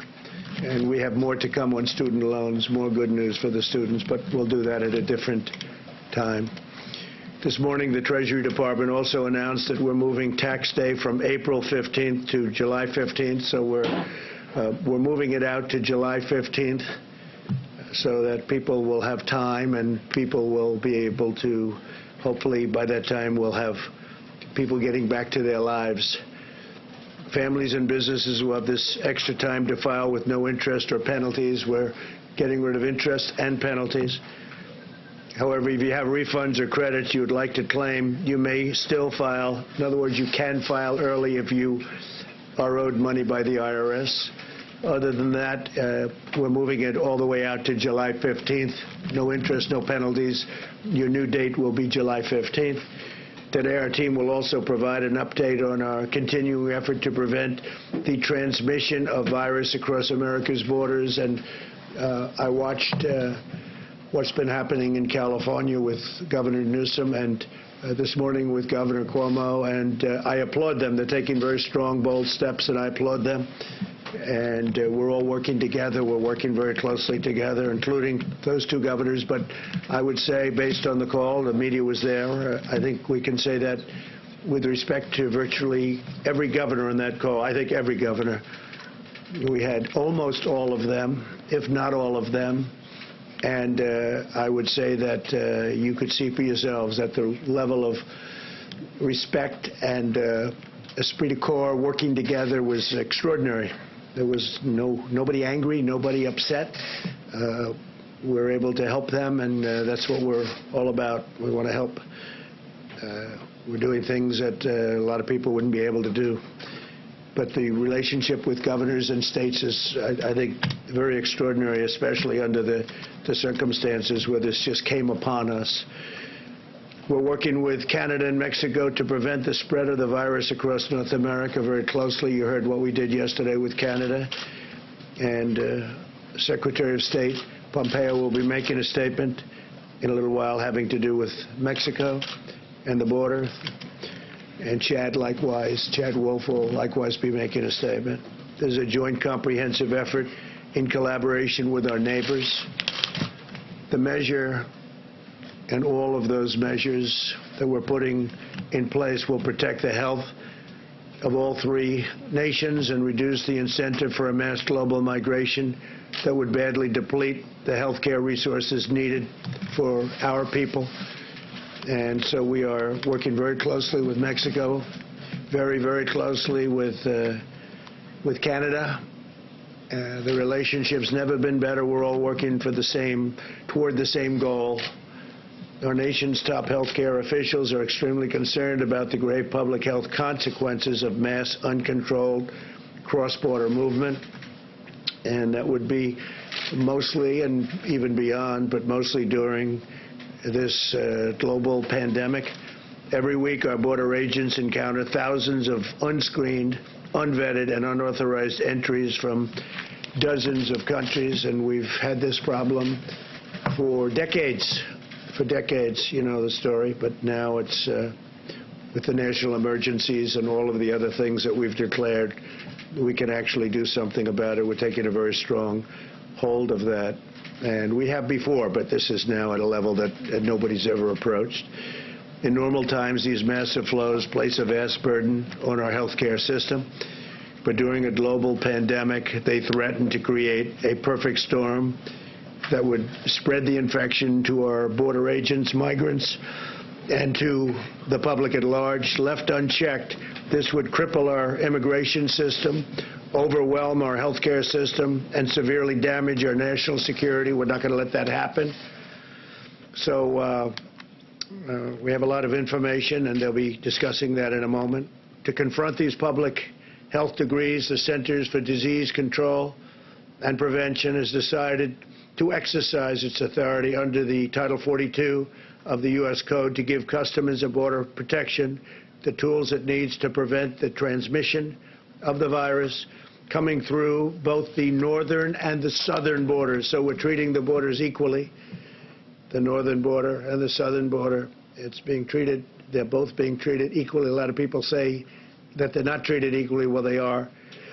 As we did with Canada, we're also working with Mexico to implement new rules at our ports of entry to suspend non-essential travel. These new rules and procedures will not impede lawful trade and commerce. Furthermore, Mexico is taking action to secure our own southern border and suspend air travel from Europe. So we're coordinating very closely with the air travel going to Mexico and then trying to come into the United States. The actions we're taking together with our North American partners will save countless lives. At the conclusion of my remarks, Secretary Azar, Secretary Pompeo, Secretary Wolf, we're going to be also taking some questions with Tony and Deborah, who you've gotten to know very well. But they'll be discussing certain things, and I think you'll find them of great interest. We're going to be providing tremendous amounts of detail over the coming days, but a lot of it will be provided right now if you'd like to find out about it. There's been a week of resolute action, tremendous relationships have developed with people that frankly didn't get along, people that didn't like each other. They're now working together and maybe even in some cases learning about each other and liking each other. It's a nice thing. I invoked the Defense Production Act, and last night we put it into gear. We moved the National Response Coordination Center to the highest level of activists. I mean, if you take a look at what we did, the level of activation has been increased to a grade 1 level, which is the highest level. We're providing historic support to small businesses and to the states. The states need support. Normally, they do this themselves. But because of the magnitude of it, the federal government has gotten very much involved in terms of getting the equipment they need. So we're helping them. It's It's a responsibility they have, but we are helping the states a lot. That's why the governors, I think, in every case have been impressed and very nice. We enacted legislation guaranteeing paid sick leave for workers at no cost to employers. And I think it's very important. So they get paid sick leave at no cost to employers. We're accelerating the use of new drug treatments. We're advancing legislation to give direct payments to hardworking families. Throughout our country, Americans from all walks of life are rallying together to defeat the unseen enemy striking our nation. In times of struggle, we see the true greatness of the American character, and we are seeing that. A lot of people are talking about it. We're in 141 countries from what they're telling me, and some of those countries are really working in a unified manner, and they're working very unified with us, almost, I could say, a good number of them. Doctors and nurses are working nonstop to heal the sick. Citizens and churches are delivering meals to the needy. Truckers are making the long haul to keep shelves stocked. We've been dealing with the big stores and the big chains, Walmart. They've been fantastic, and others. They've all been fantastic. We've made it much easier for them to stock in terms of travel and travel restrictions. We're lifting restrictions so they can get their trucks on time. You're seeing very few empty shelves, and yet the amount of volume that they're doing is unprecedented because people want to have what they have to have, what they feel they have to have. And they're also buying in slightly smaller quantities, which is good, because we're not going anywhere. We're going to be here. So I want to thank all of those very great companies for working so well. Americans from every walk of life are coming together, and thanks to the spirit of our people, we will win this war. And we're winning, and we're going to win this war. America will triumph, and America will rise higher than ever before. We'll be stronger than ever before, and we've learned a lot. We've learned a lot. We've learned a lot about relying on other countries, and I can say that I think in both a very good and a very bad way. Some good things came out of it, and some not so good things came out of it. So I'd like to move now to invite our team to provide information on the new measures to prevent viral spread at our borders, and I'll start by asking Secretary of State Pompeo to speak. He's doing a fantastic job, and like everyone else, he's been working very, very long and very, very hard, and he's doing the other more normal jobs of a great Secretary of State, but he got tied into this like everybody else, and he's been really doing a fantastic job. Mike, please.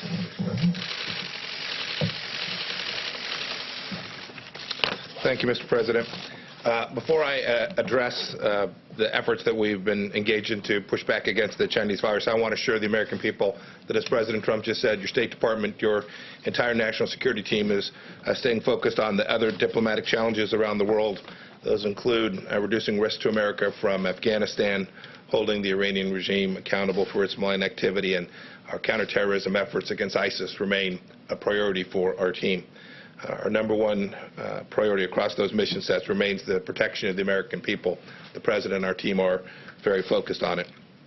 I'll take this moment, too, to thank my team, State Department team, who is working long hours all around the world to take care of Americans who are stuck at places around the world. I'll talk about that more in just a minute. You've all seen Dr. Birx with me, State Department officials who's doing great work, but I want to give a shout out to all of the State Department team here in Washington and around the world that are working overtime to help us push back against this pandemic. Under the President's leadership this week, we've taken two important steps. First, as President Trump announced on Wednesday, the United States and Canada jointly agreed to restrict all non-essential traffic across our border. This decision goes into effect tonight at midnight. The restrictions will be reviewed after 30 days, and they exclude traffic and movement across the border for work or other essential reasons. We're grateful to have such an outstanding friend to the north who is committed, as we are, to defeating this virus. I also want to announce today that the United States and Mexico have agreed to restrict non-essential travel across our shared border. Both our countries know the importance of working together to limit the spread of the virus and ensure that commerce that supports our economy continues to keep flowing. Here, too, the United States is glad to have a friend who's working side by side us in the fight. Secretary Wolf will talk a little bit more about the details of how we're working alongside our partner in Mexico to keep our southern border safe and secure as well. On another note, yesterday the State Department issued a Level 4 global travel advisory.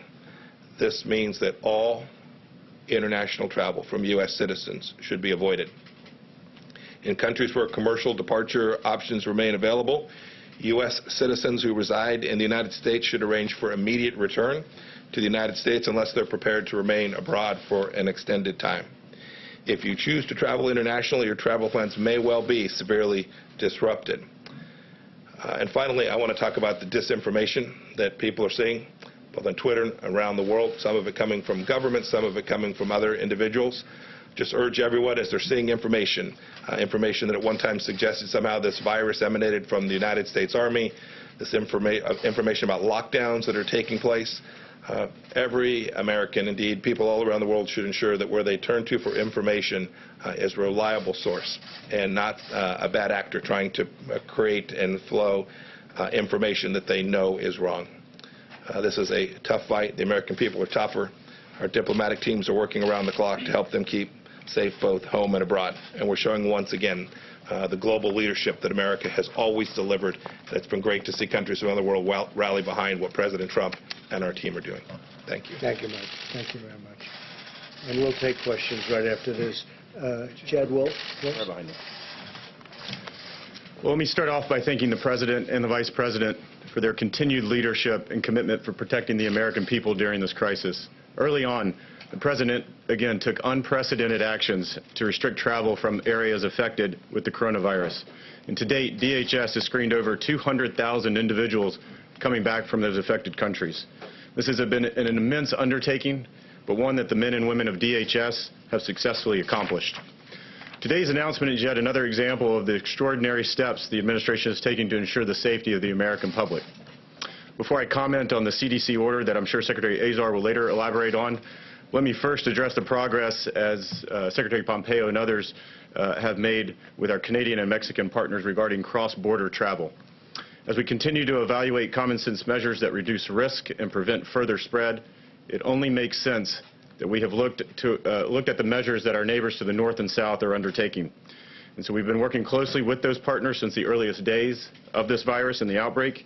And again, as the President said earlier this week, and Secretary Pompeo, we've reached an agreement with both Canada and Mexico to limit non-essential travel across our land borders.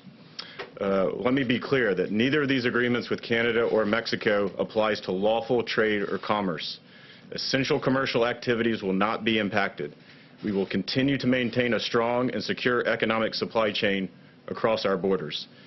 A few examples of essential travel include, but certainly are not limited to, individuals traveling for medical purposes, to attend educational institutions, for emergency response, public health services, and individuals engaged in lawful cross-border trade. As the Secretary said, the agreements with both Canada and Mexico will go into effect on Saturday, March 21st. Furthermore, we're also working collaboratively with Canada and Mexico to take decisive joint action regarding individuals seeking entry between our ports of entry.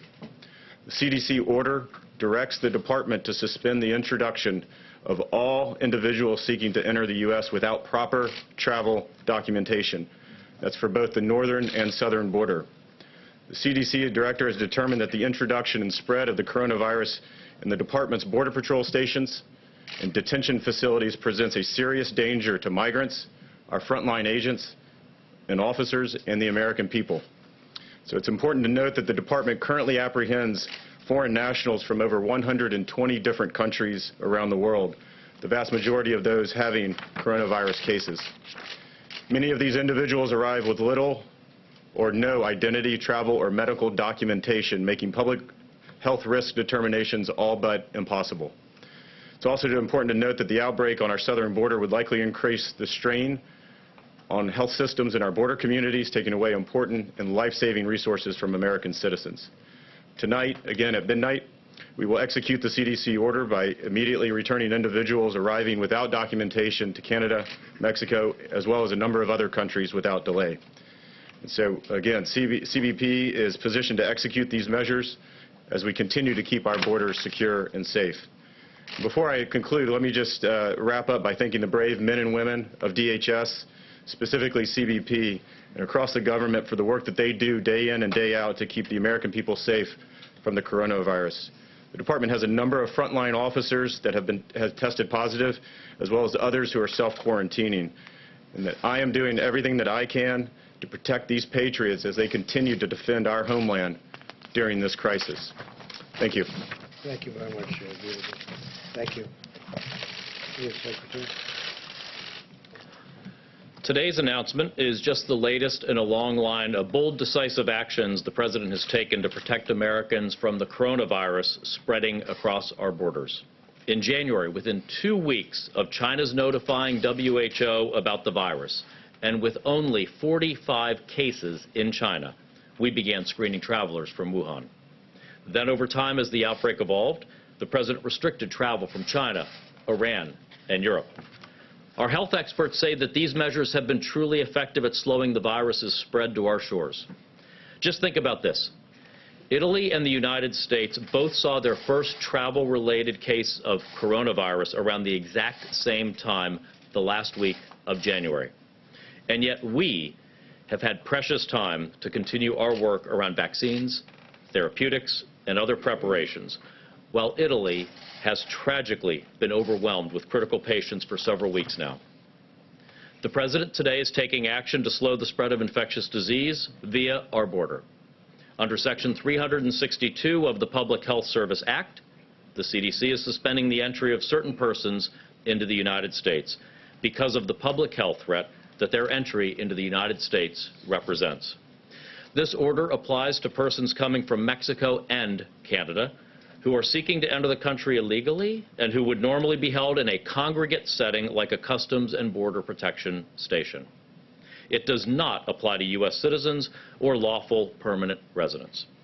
During this pandemic, a number of health challenges arise when illegal immigrants arrive at our northern and southern borders and are taken into immigration custody. We're talking about significant numbers of illegal immigrants. From this past October through February, DHS has processed more than 21,000 inadmissible aliens at the northern border and more than 151,000 inadmissible aliens at the southern border. CBP facilities were never designed to hold large numbers of people and to protect agents and migrants from infection during a pandemic, nor to treat them for a novel virus if large numbers are infected. When held at border facilities, these migrants risk spreading the virus to other migrants, to CBP agents and border health care workers, and even the United States population as a whole. In such circumstances, the kind of social distancing measures the CDC and the President have recommended are simply not possible.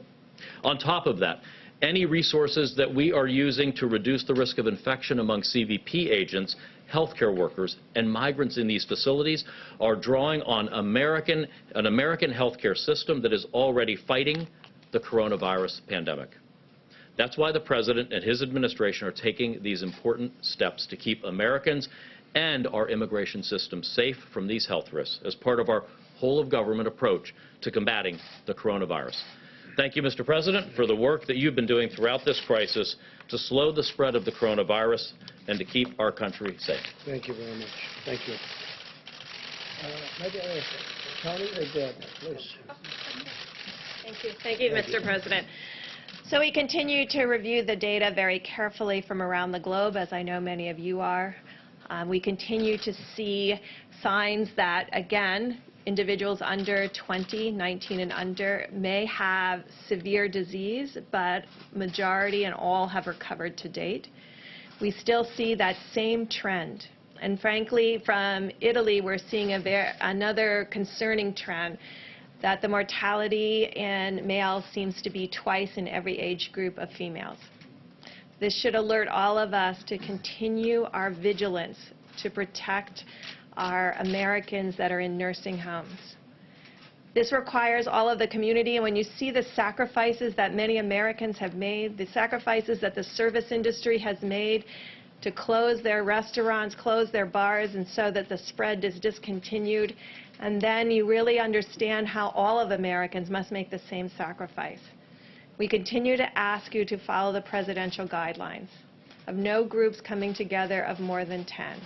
That if anyone in the household is sick, that everyone quarantines in the household together, and that we continue to focus on those who have the most vulnerability to this illness.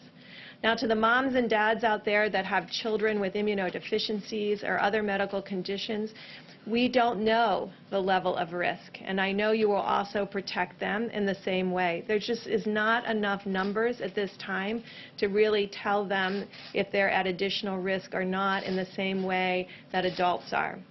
I don't have any new data. I can see the look on your face of saying, is she seeing something new? I don't have any new data, but I think it's important for us to be as honest with the American people as we can. And when we don't have data, be very clear that we don't know. Finally, no one is immune. I sometimes hear people on radio or others talking about, I'm immune to the virus. We don't know if the contagion levels are different in age groups, but we know it's highly contagious to everyone. Do not interpret mild or moderate disease as lack of contagion or that you're immune. You just happen to have a better immune system, the ability to fight the virus in a way that maybe older people or people with existing medical conditions can't. And that's why it's very important at this moment that all of you carry that message about the sacrifices that many have made, particularly our service providers and our frontline healthcare workers. They are making that sacrifice every day so that every American can move through this well. But we need every American following the presidential guidelines. Thank you. Thank you very much. Tony, please. Thank you very much, Mr. President. I just want to underscore a couple of things that I've said a few times to this group. You may recall that just a week ago or so, I said the two pillars, the two elements of our capability to contain the infection and the surge of infections in this country rely on two things: keeping infections from coming from without in. We've been very successful in doing that with China and with Europe. Now we have the northern and southern border issues. There's a fundamental public health reason for doing that, because we cannot be preventing people from coming in from one area when they can actually go into the other. So that's an important reason. Understand that there's a public health reason for doing that. The second thing I think is really important is what happened in New York today, what Governor Cuomo mentioned about an hour ago, some rather strong issues that have been addressed with his recommendations. Not recommendations, essentially orders. Now, we have a group of recommendations and guidelines that are applicable to the entire country. You know them. We've been over them. Yet there are places, regions, states, cities in this country that are being stressed much, much more than the country as a whole. Clearly, one of them was Washington. Another one was California. Governor Newsom made some very important, difficult decisions. Today, Governor Cuomo did the same thing. And I want to say I strongly support what he's doing. And one thing, as a New Yorker myself, for those of you who haven't figured out from my accent that I'm from New York, as a New Yorker, I know what New Yorkers can do. We're tough. I was in New York City on September 11, 2001. And I know what the New Yorkers can do. So please, cooperate with your governor, cooperate with your mayor. It's very important. Thank you. Thank you, Tony. That's great. Thank you, Mr. President. The White House Coronavirus Task Force met this morning. We continue at the President's direction to bring the full resources, not just of the federal government, but in full partnership with our state governments, businesses around America, and a partnership with the American people to respond to the threat of the coronavirus. And I know I can speak on behalf of the President with confidence when I say how inspired we are by the way the American people and American businesses are coming together to help defeat this virus in our country.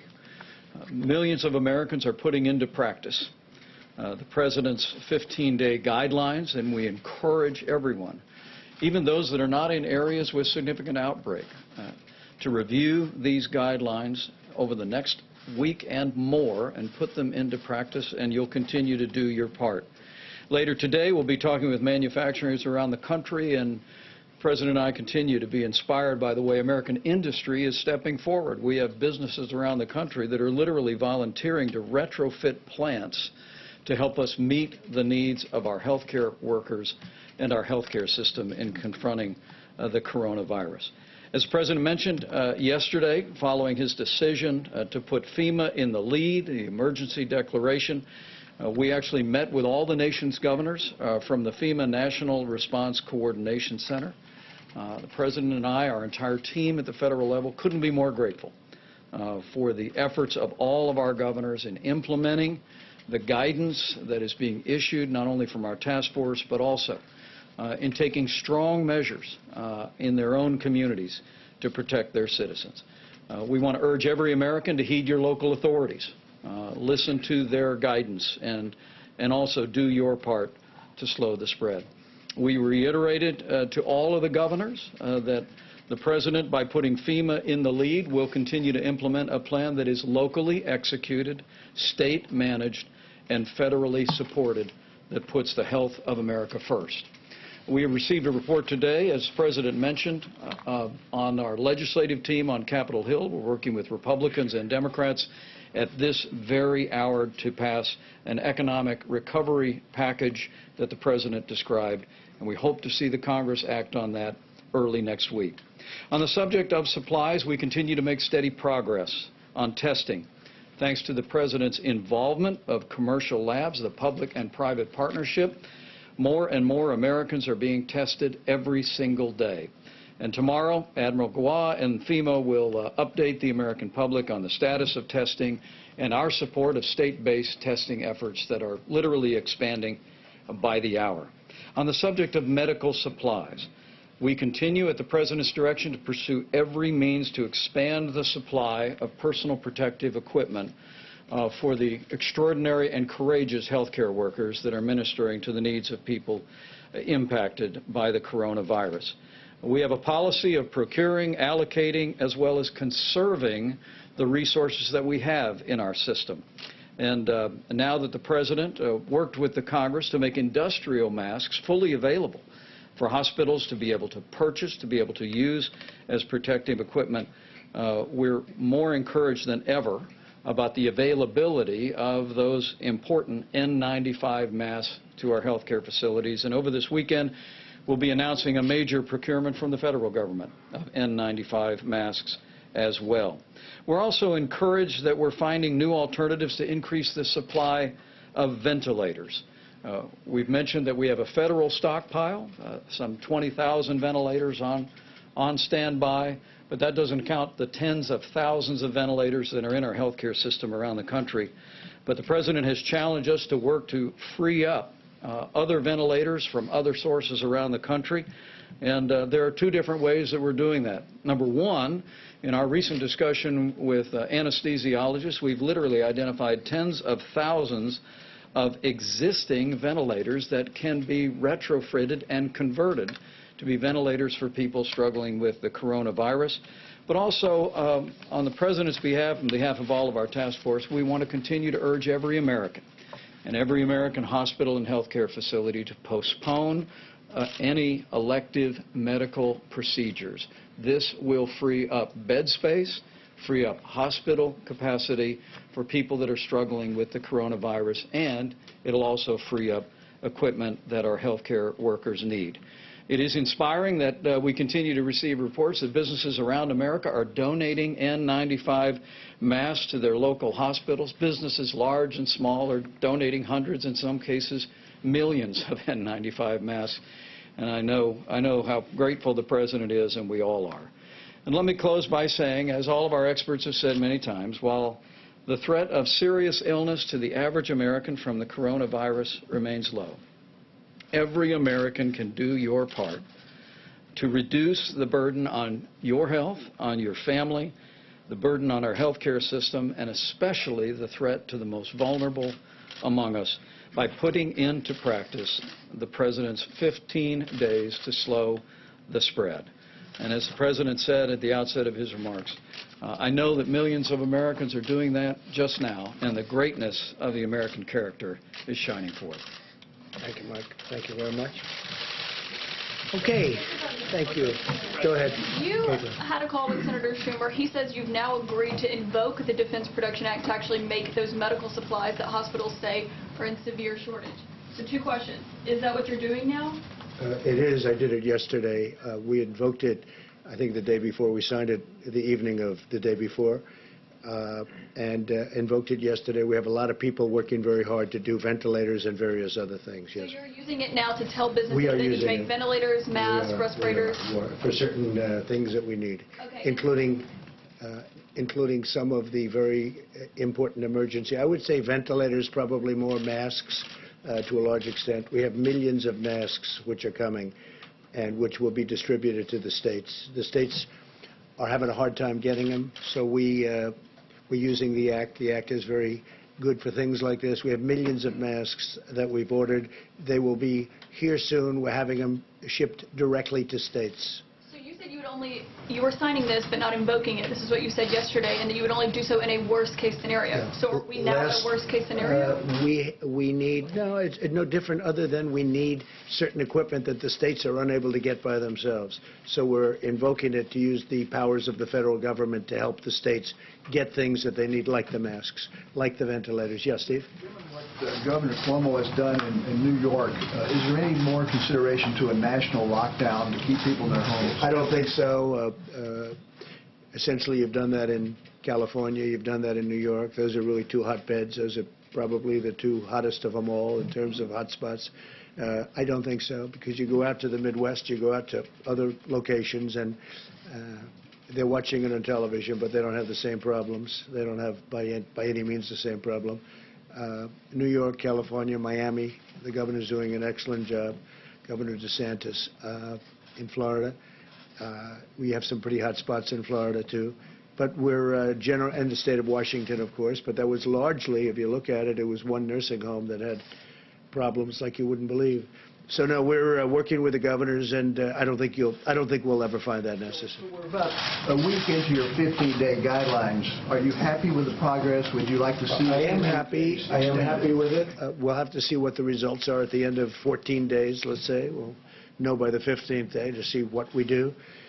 But I'm certainly honored by the way the American people are working, because it's work. It's work not to work. This is the first time this has ever happened. And we're working out a tremendous financial package for them so they don't work. Who ever heard of this? Usually you work out a financial package to get people working. We're asking people not to work. Social distancing, a new term that's become probably the hottest term there is. So, no, I'm very honored by the way the American people are taking this, I mean, so seriously. Yes, John? Mr. President, a question for you and a question for Dr. Fauci, if I could. There's been some concern among Democrats on Capitol Hill that the Phase 3 fiscal stimulus is weighted too much in favor of corporations and not enough in terms of individuals. What did your conversations with Senator Schumer yield on that front? Well, I think that really all of that is being discussed right now. We talked about, as an example, buybacks, stock buybacks. I don't want to have stock buybacks. I don't want people spending, I don't want some executive saying we're going to buy 200,000 shares of stock. I want that money to be used for the workers and also for the company, to keep the company going, but not for buybacks. I would, I mean, I haven't spoken to a lot of the Republicans or Democrats on it. We discussed it, and I don't like buybacks. I didn't like them the first time. Are you and Senator Schumer? So we're discussing. We're discussing that. We're discussing many things. Are you on the same page with Senator Schumer? We're not so far away. I'll tell you, we're not very far away. And to Dr. Fauci, if I could, Dr. Fauci, as was explained yesterday, there has been some promise with hydroxychloroquine, this potential therapy for people who are infected with coronavirus. Is there any evidence to suggest that, as with malaria, it might be used as a prophylaxis against COVID-19? No, the answer is no, and the evidence that you're talking about, John, is anecdotal evidence. So as the Commissioner of FDA and the President mentioned yesterday, we're trying to strike a balance between making something with a potential of an effect to the American people available at the same time that we do it under the auspices of a protocol that will give us information to determine if it's truly safe and truly effective. But the information that you're referring to specifically is anecdotal. It was not done in a controlled clinical trial, so you really can't make any definitive statement about it. President, on that. On those therapies. I think without seeing too much, I'm probably more of a fan of that than maybe than anybody. but I'm a big fan, and we'll see what happens. And we all understand what the doctor said is 100% correct. It's early, but I've seen things that are impressive, and we'll see. We're going to know soon. We're going to know soon, including safety. But, when you get that safety, this has been prescribed for many years for people to combat malaria, which was a big problem, and it's very effective. It's a strong drug. So we'll see. It was fairly effective against SARS. It was, as I understand that, is that a correct statement? It was fairly effective on SARS. John, you've got to be careful when you say fairly effective. It was never done in a clinical trial. They compared it to anything. It was given to individuals and felt that maybe it worked. So was there anything to compare it to? Well, that's the point. Whenever you do a clinical trial, you do standard of care versus standard of care plus the agent you're evaluating. That's the reason why we showed back in Ebola why particular interventions worked. Sir, on that topic. Mr. President, about the possible therapies, yesterday, Mr. President, you said that they were for, quote, immediate delivery. Immediate, we heard. No, we're ordering, yes, we have millions of units ordered. Bayer is one of the companies, as you know, big company, very big, very great company. Millions of units are ordered, and we're going to see what happens. We're going to be talking to the governors about it, and the FDA is working on it right now. The advantage is that it has been prescribed for a totally different problem, but it has been prescribed for many years, and everybody knows the levels of the negatives and the positives. But I will say that I am a man that comes from a very positive school when it comes to, in particular, one of these drugs. And we'll see how it works out, Peter. I'm not saying it will, but I think that people may be surprised. By the way, that would be a game changer. But we're going to know very soon. But we have ordered millions of units. It's being ordered from Bayer, and there is another couple of companies also that do it. For clarity, Dr. Fauci said there is no magic drug for coronavirus right now, which you would agree. I guess on this issue, I think we only disagree a little bit. Sorry. I disagree. Maybe and maybe not. Maybe there is, maybe there isn't. We have to see. We're going to know. Is it possible that your impulse to put a positive spin on things may be giving Americans a false sense of hope? No, I don't think so. Misrepresenting the preparedness right now? No, I don't think so. I think that it's got the not yet approved drug. Such a lovely question. Look, it may work and it may not work. And I agree with the doctor what he said. May work, may not work. I feel good about it. That's all it is, just a feeling. I'm a smart guy. I feel good about it. And we're going to see. You're going to see soon enough. And we have certainly some very big samples of people. If you look at the people, you have a lot of people that are in big trouble. And this is not a drug that, obviously, I think I can speak from a lot of experience because it's been out there for over 20 years. So it's not a drug that you have a huge amount of danger with. It's not like a brand new drug that's been just created that may have an unbelievable monumental effect, like kill you. We're going to know very soon. And I can tell you, the FDA is working very hard to get it out. Right now, in terms of malaria, if you want it, you can have a prescription. You get a prescription. And by the way, and it's very effective. It works.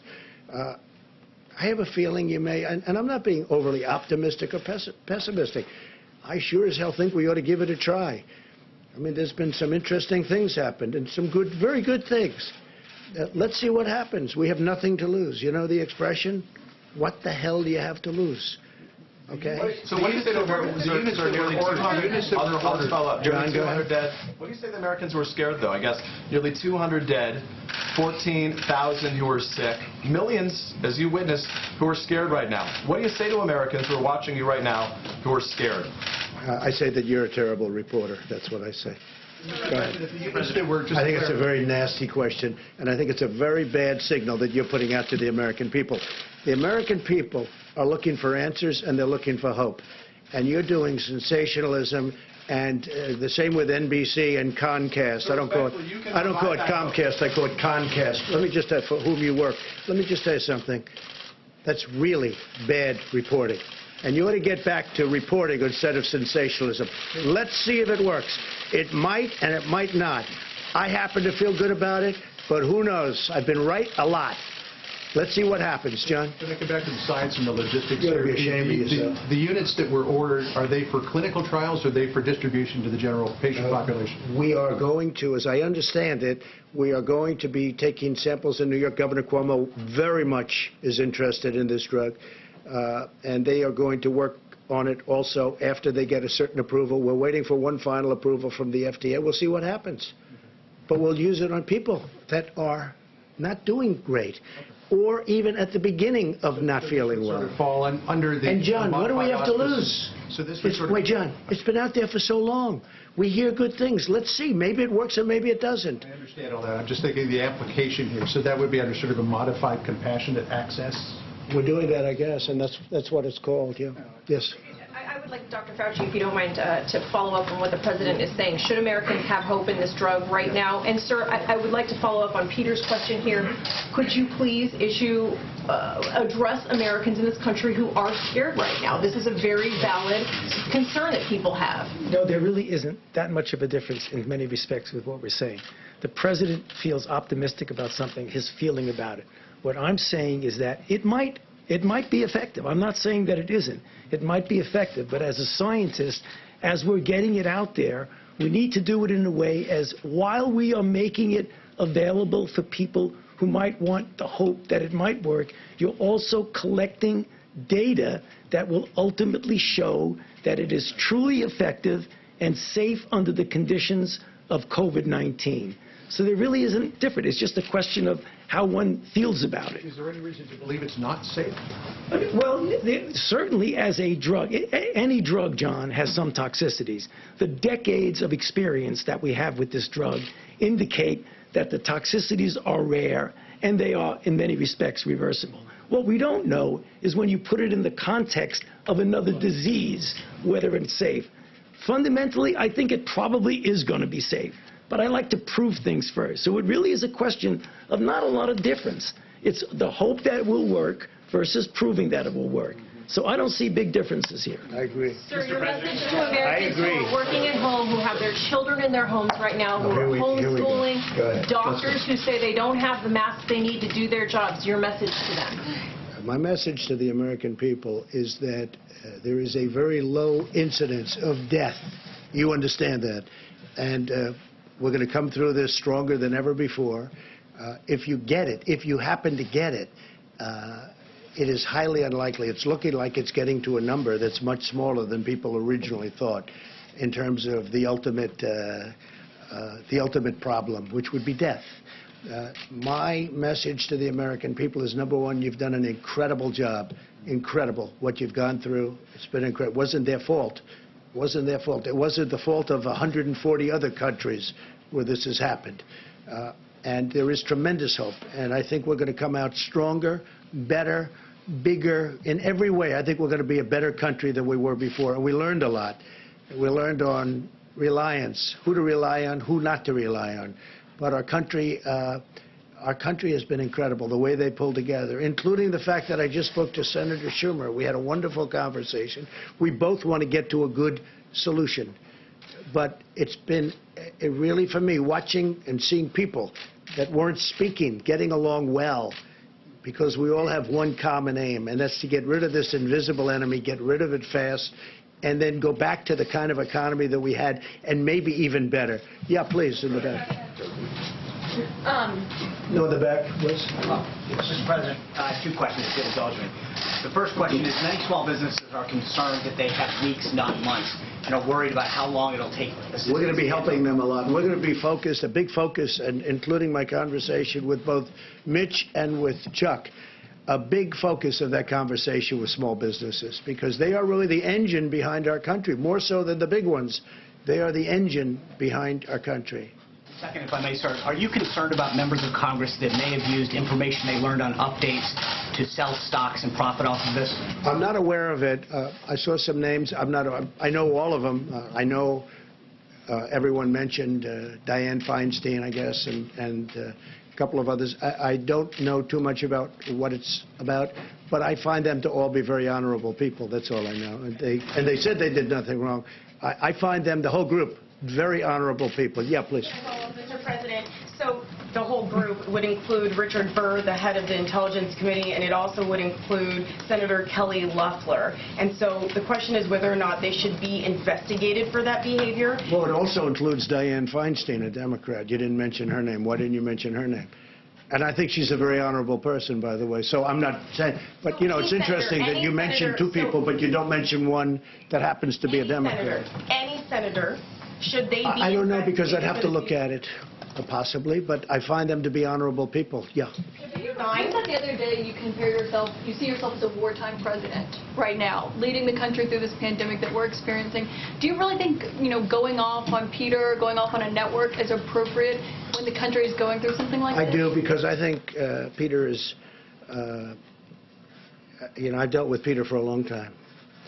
And I think Peter is not a good journalist when it comes to fairness. But he's asking for your message to the country. Oh, I think it's a went good off on message, Peter. because I think that the country has to understand that there is indeed, whether we like it or not, and some of the people in this room won't like it, there's a lot of really great news and great journalism, and there's a lot of fake news out there. And I hear it all, and I see it all, and I understand it all because I'm in the midst of it. So when somebody writes a story or does a story on television, and I know it's false, I know it's fake, and when they say they have 15 sources have said, and I know there's no sources, they're just making it up. I know that, and I call Peter out, but I call other people out too.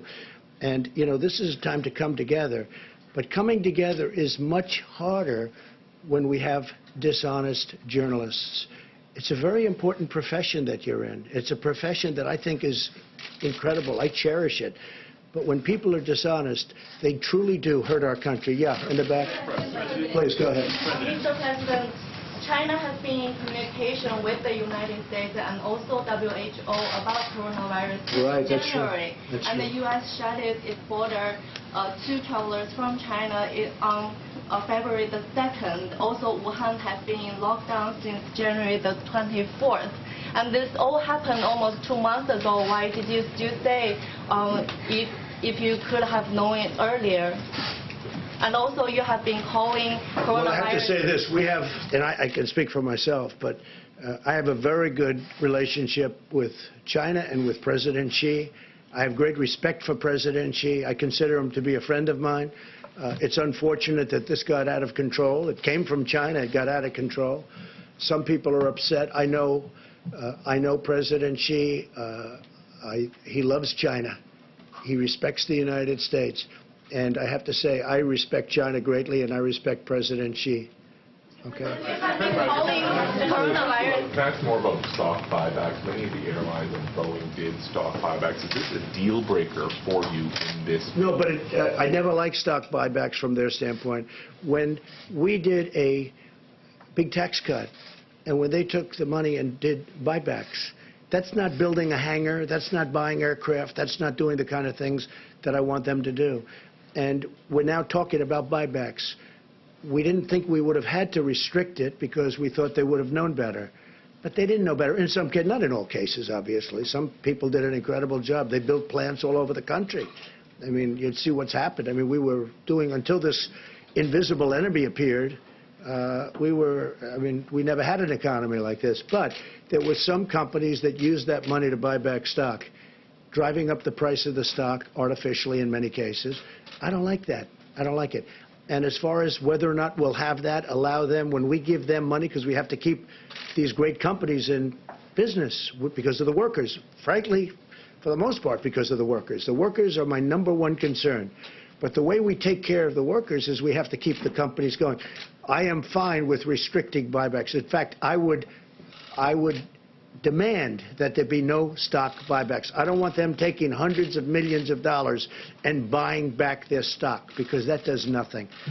Yeah, please. Thank you very much. One for Dr. Fauci, and then hopefully one for you. Sure. And one thing, Secretary of State Pompeo is extremely busy, so if you have any question for him right now, could you do that? Because you know what I'd like to do? I'd like him to go back to the State Department, or as they call it, the Deep State Department, if you don't mind, I'd like to have him go back and do his job. So does anybody have any question? Please. Mr. Secretary, can I ask you? Yeah, how about you? Please. Only for the Secretary. The exemptions on work travel, can you define that? Is all work, anyone with a work visa can still cross the border? Can you define what, like, the measures that you're taking? It's a great question. We're working, we're very real concerned about H-2A visas, in particular agricultural workers need to get across. We're going to make sure that we do everything we can to keep that part of our economic lifeblood working between our two countries. DHS and the State Department will work together.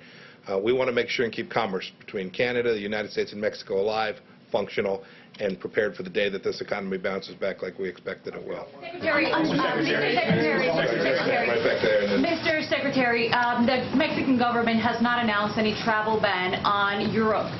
Where have you been in touch with them as to when they're going to do this and what it is that they're telling you? And then a second question, they also are telling us and said in a press conference this morning that they will not take back any non-Mexican citizen. Any other third parties will have to, we don't know what will happen to them. So can you address what will happen to those third country immigrants that you are saying that will not be allowed to enter the U.S. and Mexico is saying that they will not be allowed to stay in Mexico either or sent back from the U.S.? If I may, I'll take the first one and then, Chad, I'll give you the second one. With respect to travel into Mexico from outside, I spoke with Foreign Minister Ebrard a couple of times about this.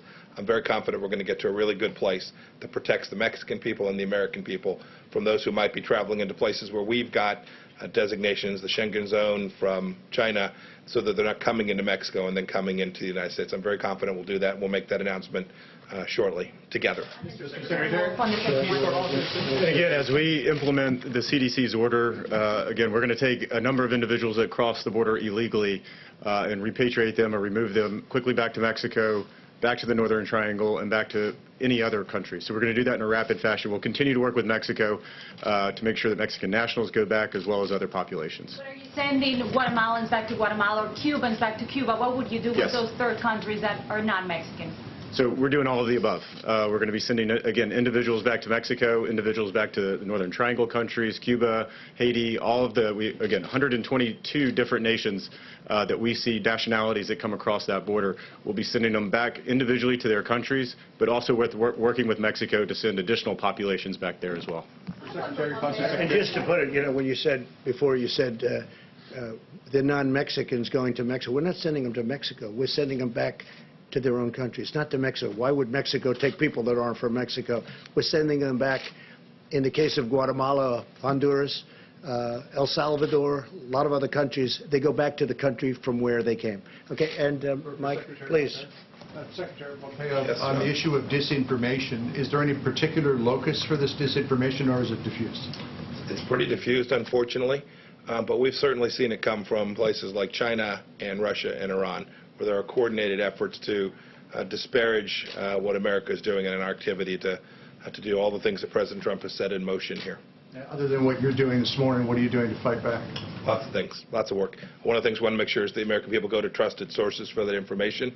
But we've made clear, we've spoken to these countries directly that that they need to knock it off, that we don't approve of it. And then there are a handful of other things we're engaged in to make sure that the right information is out there and accurate information is given. This idea of transparency and accurate information is very important. It's how we protect American people from something like this ever happening again. Mr. Secretary, the Peace Corps volunteers. You want the American people to be coming to trusted sources of information. Does it undermine you at all when the president stands up here and he attacks news outlets calling us untrustworthy? Somebody else have a question? The Peace Corps volunteers have the Peace Corps volunteers. In terms of Americans who find themselves stranded in places where there are no longer flights to get back to the United States, what efforts are being made to help them? I appreciate that question. So we're doing lots of things. We've had a couple places in particular, Peru and Morocco. I think we've had the first 2, maybe 3 now flights out of Morocco. We're going to work to get people back. We're urging individuals when they can get back on their own. They traveled there on their own. When they can get back there on their own, they ought to try to do that. But we have a team stood up at the State Department, the Repatriation Task Force, that is working each of these instances. So we've heard from individuals, members of Congress. We're trying to get Americans back from these places where air travel has been disrupted. And we'll get that done over time. We'll get it done successfully. Do you have any sense of how big that problem is? From WNYT Albany, News Channel 13 live at noon begins right now. And good afternoon to you. I'm Jerry Gretz here. We're going to get you right to the latest on the coronavirus. We were just listening to that update from President Trump and the coronavirus task force. The federal government says the United States, Canada, and Mexico have agreed to close their shared borders to non-essential travel in an effort to curb the spread of the virus. The federal tax deadline has been pushed back to July 15th, and the government is temporarily waiving all interest on federally held student loans. There are now more than 7,000 coronavirus cases in New York State. Governor Cuomo taking unprecedented action, increasing restrictions to prevent the spread of the virus, so 100% of workers at non-essential businesses must now work from home. The order takes effect Sunday. People are also ordered to stay home as much as possible. Dan Levy has that update for us live at the Capitol. Dan. Jerry, good afternoon. Governor Cuomo has been saying for several weeks now it is the most dramatic action he can take, and today he took it. Effective this Sunday night, as you mentioned, 100% of New York State's non-essential workforce will be required to stay at home. The initial level set at 50% a few days ago. He raised it to 75%. But now the governor has raised that level to 100%. Governor calls it an urgent and absolute message. He says businesses need to take it seriously, and they will be monitored for compliance. He says there will be civil fines for non-compliance. The governor acknowledged he understands people will be inconvenienced. He knows they'll be angry. He realizes anxiety levels will be sky high, but he says it is rude and disrespectful for people to breach the vital safety measures because we all have a social obligation to one another. Now, in a separate executive order issued today by the governor, there will be a 90-day moratorium on both residential and commercial evictions. In other words, no one can be booted out for failure to pay their rent. There is a divergence of opinion. There's a spectrum of opinion. Some people say that we don't need to do this. It's going to hurt the economy. I understand that. Some people want to make it clear that they are disassociated from these actions. I understand that. And just so we're all clear, this is a statewide order. It's not what your county executive is doing. It's not what your mayor is doing. It's not what anyone else but me is doing. And I accept full responsibility. The governor also quipped that, look, we're all in quarantine now. We have to deal with it, and we have to get through this. Now, one other move the governor hinted at again today, he said in the coming days he is likely to order hospitals throughout New York State to stop, to no longer perform elective surgeries. He says that move will free up between 25 to 35% of the hospital bed capacity, something that we will need when the crush of coronavirus patients begins to hit in a little over 40 days from now. We will have much more on what the governor said today in the executive actions coming up beginning at 4 o'clock. Live at the Capitol, Dan Levy, News Channel 13. Jerry? Dan, quick question for you. People are asking what exactly are essential services. Did the governor indicate that he's going to have a more detailed list available soon? When he left the Red Room today, he said they'll be working on that, they'll be adding to it, but basically we're talking about food services, we're talking about pharmacies, we're talking about shipping. So people will still be able to go to restaurants to pick up their food. Food can still be delivered, and he's working out a continued list of essential services. All right, Dan, we'll look forward to that. I know a lot of people have a lot of questions saying there's some gray area in the food services industry, but we'll get to that later on when the governor issues that list to everyone. Rensselaer County says it's dealing with 2 new cases of coronavirus this noontime. In Albany County, now it's 70, up from 52 yesterday, and they're running low on supplies. Emily Burkhardt joins us live in the studio. She's got that new information. Emily. Jerry, of the 70 confirmed cases, 6 have been treated in the hospital. Albany County Health Commissioner Dr. Elizabeth Whalen says the patients range in age from 3 years old to 90 years old. Dr. Whalen and Albany County Executive Dan McCoy say there are now 283 people in mandatory quarantine in Albany County and about 500 in precautionary quarantine. Those numbers are expected to fluctuate throughout the day, and the first concern Dr. Whalen shared today was the lack of availability of testing kits. As we've been telling you, Albany Med did have a walk-up or drive-through tent set up for testing for a few days, but has since had to cut back to only testing inpatient cases and direct care staff members. St. Peter's and Ellis are in similar situations. Dr. Whalen says she fears slowing case numbers could give people a false sense of security security in the coming weeks when the virus is expected to peak. As Dan said, that's estimated to be just over 40 days from now. But that all depends on whether or not people follow the guidelines being given by local, state, and federal officials. Dr. Whalen says a few people under quarantine in Albany County were not following the rules they were given, and law enforcement did have to get involved yesterday. Between lack of testing kits, people continuing to congregate, and the fact that most of the cases here in Albany County are community spread, County Executive McCoy and Dr. Whalen say the lifestyle choices we all make over the next few weeks are going to be monumental. Our inability to diagnose more cases does not mean that there are not more cases. The likelihood is, as we continue to investigate these cases, we are seeing the majority of them are community acquired. So that tells us that this is in the community, and people need to act accordingly.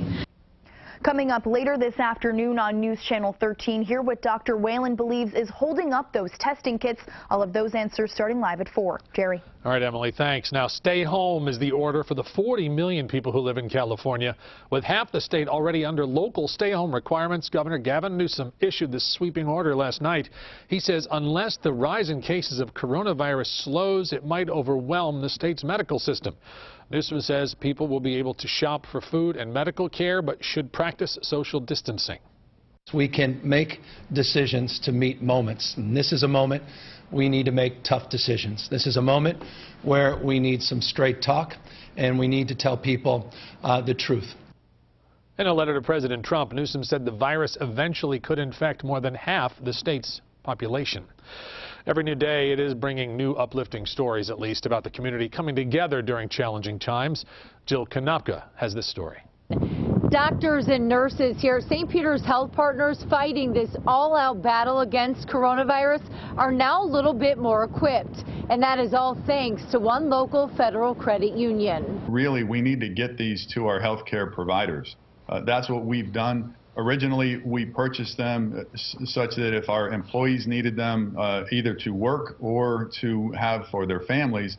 Part of CEFCU's original pandemic preparedness plan, according to President and CEO Michael Castellana, changed after learning local doctors at St. Peter's Health Partners were in desperate need of N95 respirator masks to help fight coronavirus. I said, well, listen, we don't have to look any further than CEFCU. I have 1,200 of them. Boxing up those high demand in short supply N95 masks and dropping them off to appreciative medical professionals at St. Peter's. We could not be more grateful. The spirit of community partnership is tremendous here in Albany. An incredible, inspiring act of kindness in midst of this crisis. We are all one community. We aren't individuals. We aren't individual companies, but really one community. So we need to marshal the resources to those areas that need them most, and there is no area that needs them more than our healthcare system. I can't tell you how grateful we are for the generosity of CEFCU to forward these masks. All of the personal protective equipment that we're utilizing to protect our healthcare workers as they administer to patients with COVID-19 or suspect COVID-19 are in critically short supply. Scotia firefighters know all too well, thanking Adirondack Beverage for a similar N95 mask donation. Jill Konopka, News Channel 13. Today we got some rain, wind and storms as we head into later this evening before we can see some dry and cooler weather for the rest of this weekend. Sunshine Saturday and Sunday, but with the next chance for some rain and snow showers on Monday. All right, Christina, thanks very much for giving us the update on the weather forecast we're looking at into the weekend. As you know, the coronavirus situation is changing by the minute. We will stay on top of it for you here at WNYT News Channel 13. You can find us online on social media, and we'll be back here today at 4 o'clock.